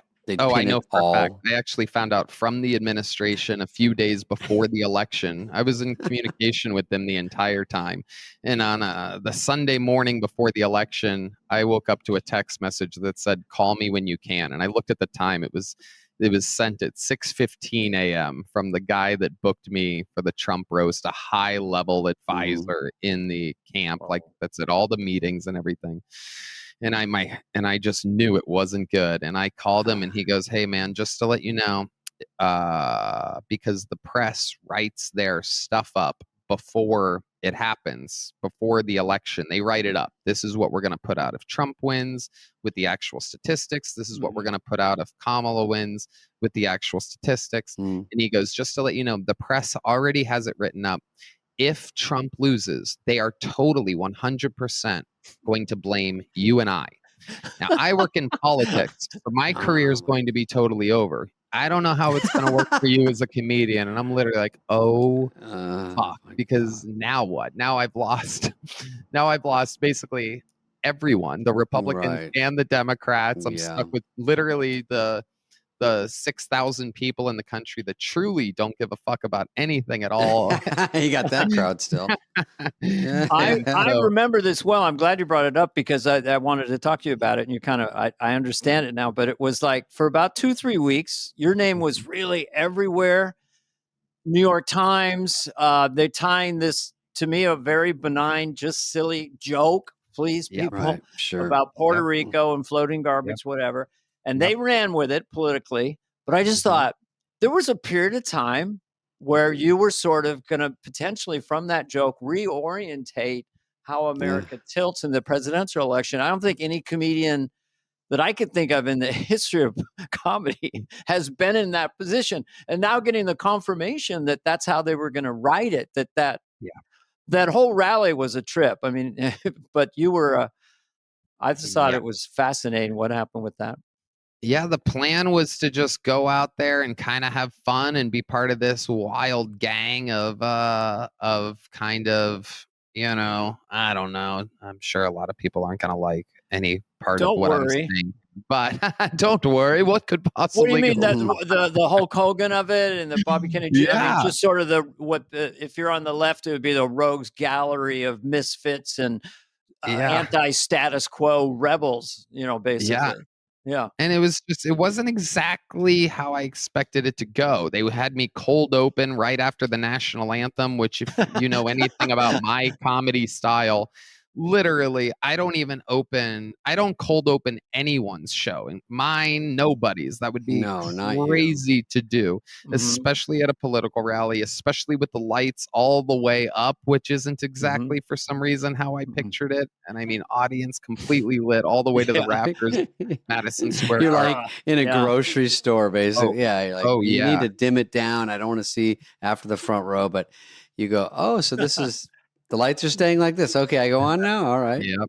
And the audience was not mic'd for comedy levels. It was for pure rally levels, which it turns out is hot death if you're listening to a clip of comedy. Because in the room, I'm telling you, there's tens of thousands of witnesses that were there. It was a success. I swear. It was wild. There was nothing but high fives and stuff right afterwards. And then it didn't take long. It was so live. Before you go, wait a second. Oh yeah. Some narrative got developed that you bombed or something. Was that what happened? I was backstage looking at the monitors. There's like a whole crew of, you know, it's like Hogan walks by, Dr. Phil's fucking fist pumping Rudy Giuliani. It's Donald Trump Jr. next to me. And I said to him, I go to Don Jr., I said, man, I think this is like becoming a news story. They're focusing in on this one joke I made about Puerto Rico. And he goes, does it seem like they're outraged? And I go, yeah. He goes, welcome to the team. And I realized right then, I'm like, oh yeah, they've been bashing Elon Musk, calling him a Nazi and all of this crazy stuff for a guy that gives free Wi-Fi to the poor parts of the world, builds electric cars for 100% of everybody, and this and that and everything. Rogan, one of the nicest people that I've never seen anyone help more people in the world than Joe Rogan. And meanwhile, he's a Nazi. That's a Nazi. That's a racist, a right wing, far right wing. And I'm like, oh my God, I'm that now. This is crazy. I'm a pot smoking, pro-choice, anti-war centrist. There's no way. But they really throw Nazi around. It loses a little of its luster when you just use it every single day. You start to go, wait, what is it again? It used to be a real stab, and now you go, I guess people just use it. Kids use it now.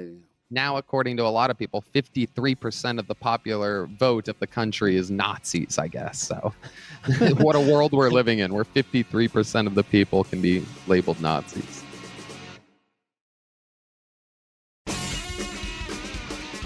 go on the record. I don't think you're a Nazi at all. Like, I don't have any. Me and Dana aren't.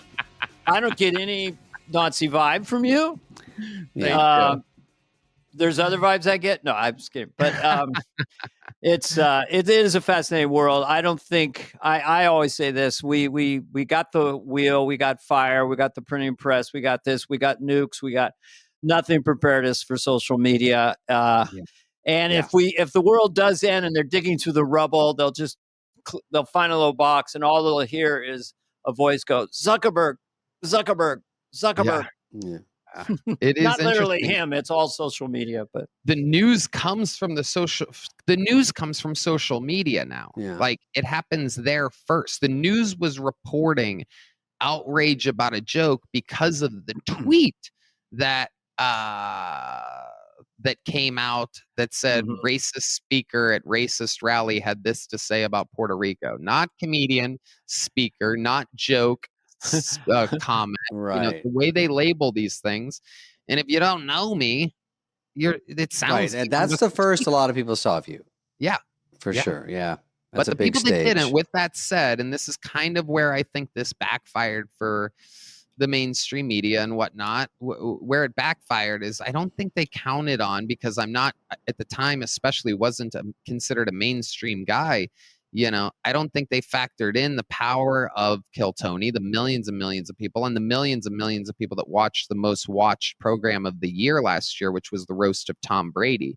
So when they called me a speaker and said that I had racist comments, I think a lot of people, and I know for a fact a lot of people go, wait a second.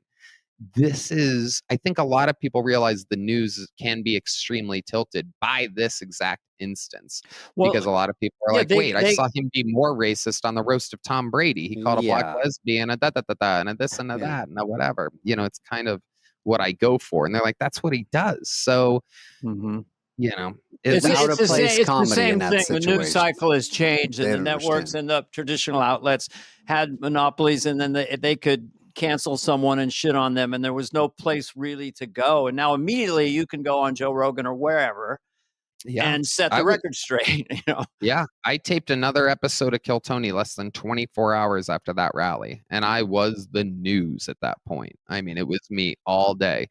My guests canceled on me that day. I had some big guests that came in from Los Angeles for it,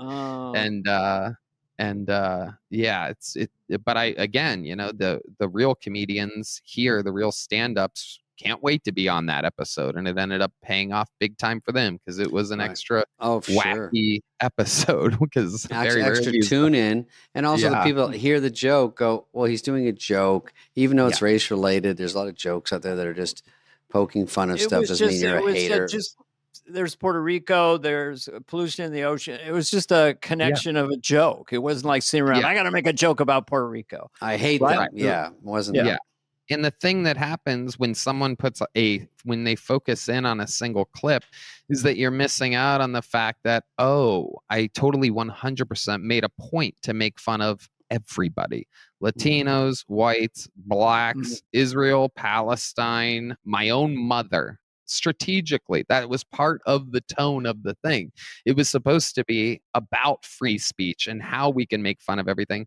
And that's another thing that kind of happened is a lot of people saw, wow, this campaign might be the one with kind of a sense of humor. Even though did you have dogs are different than cats bit in your back pocket? I have one I can lend you. Just in case. No, but I did have one about eating dogs and cats, and I'm not even kidding you. That was actually in it too. They're eating the dogs, they're eating the cats. Of course you have a bit. I love the freedom. I'm not in the world. My brand is something very different in what I do. Right. But I laugh my ass off at your stuff. And when I'm behind the scenes with comedians, we're all doing stuff like that. It's the only way to make comedians laugh behind the scenes is something shocking, something so foul or incorrect that you just laugh. And of course, in the room, everyone knows there's nothing behind it. It's just because you're not supposed to say it. And so even in a good comedy crowd, if you're in a good comedy club and that's like a secret place to do all this stuff, you can even get oohs and ahs, and but they still think it's funny. But outside of that safety net, it seems weird that people can take it wrong or pretend to take it wrong and really go after you. Right. Yeah. Exactly. And we all get it. We get if it. it's a politician or a lawyer or someone like that doing that, yeah, that's outside the parameters Yeah. of their thing. Like them doing that would be kind of crazy. Sure. Well, for me, I could only do for a while Western European white males, as far as voices, like Swedes or French or whatever. And I couldn't do South America or Asia or India, but I'm working my way east, doing some Mediterranean accents and working my way slowly back toward India. And I will eventually, on this podcast, I do a Japanese man suffering an earthquake, and that's been okay. You want to show it to him real quick? Yeah, what does that sound like? I got to hear it. Actually, this is fly on the wall. Yeah, do it. Japanese man on the phone with his friend, and an earthquake happens. Be like, I don't have a phone, but what are you doing? Oh, it's good. Oh, so good. Oh, so this go sa. Oh, it's a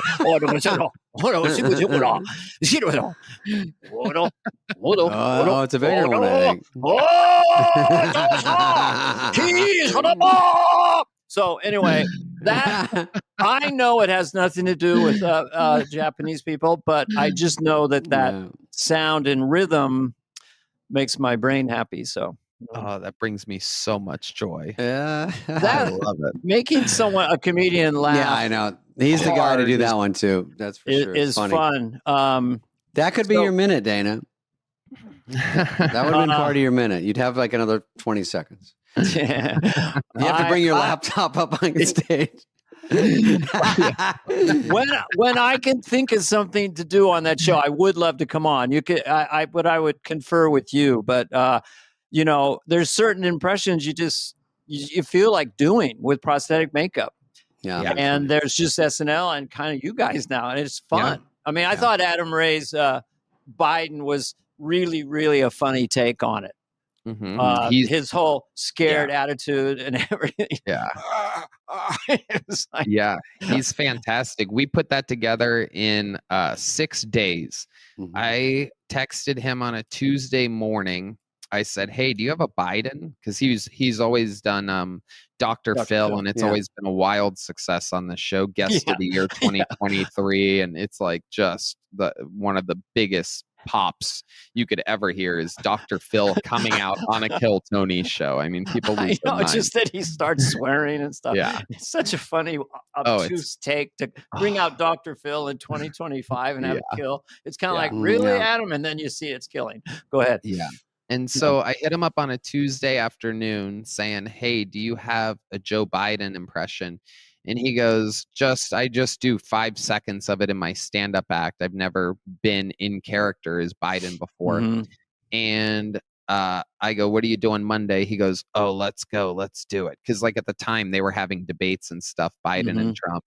And so I knew he was going to be Biden. So I hit up Shane, who's a big, obviously huge Kill Tony fan and fan of Adam Ray's Dr. Phil and his in-character work. Yeah. And I go, "Hey, Shane, I got Adam Ray doing Joe Biden on Monday." And he goes, "Shit, I'm supposed to go to fucking Philadelphia to write the next season of Tires.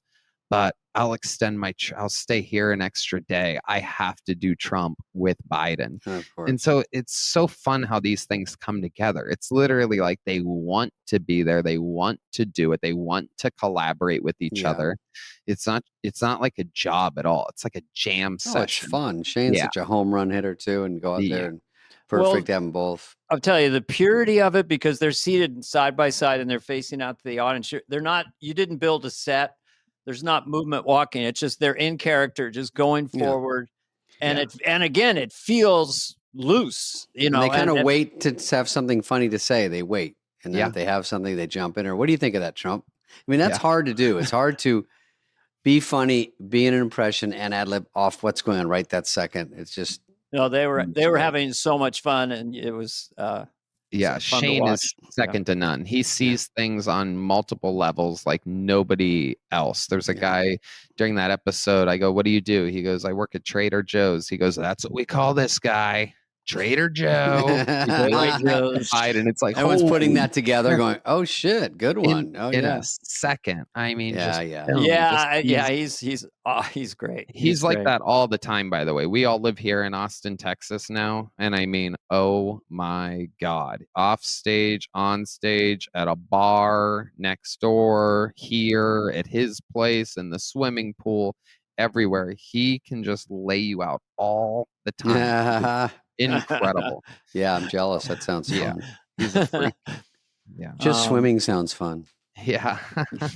Anyway, anything else for this young man, Dana? I think we did a good job. I thought it was very interesting interview. I think for a lot of people who maybe only know you from the Madison Square Garden thing will be like, hey, just all I can say is, really, congratulations. I know it sounds corny, but it's not easy to make it in show business. It's not easy to take control and create something like this and buy a house that I did get it online. I mean, it's 1,100 square feet, which is shocking to me.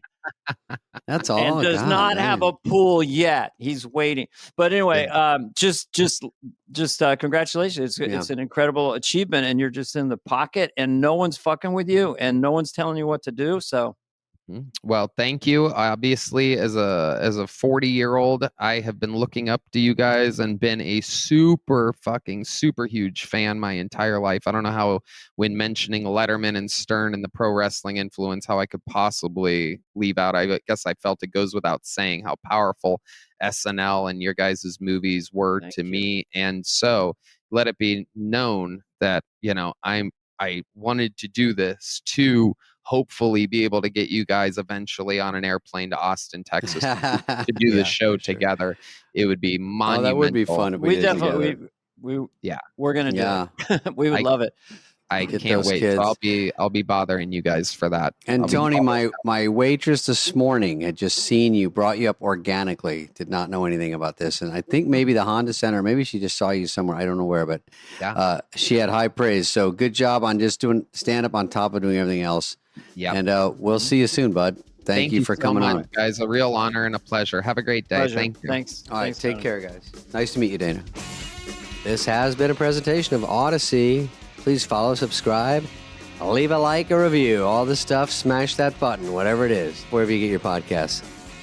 Fly on the Wall is executive produced by Dana Carvey and David Spade, Jenna Weiss Berman of Odyssey, and Heather Santoro. The show's lead producer is Greg Holtzman.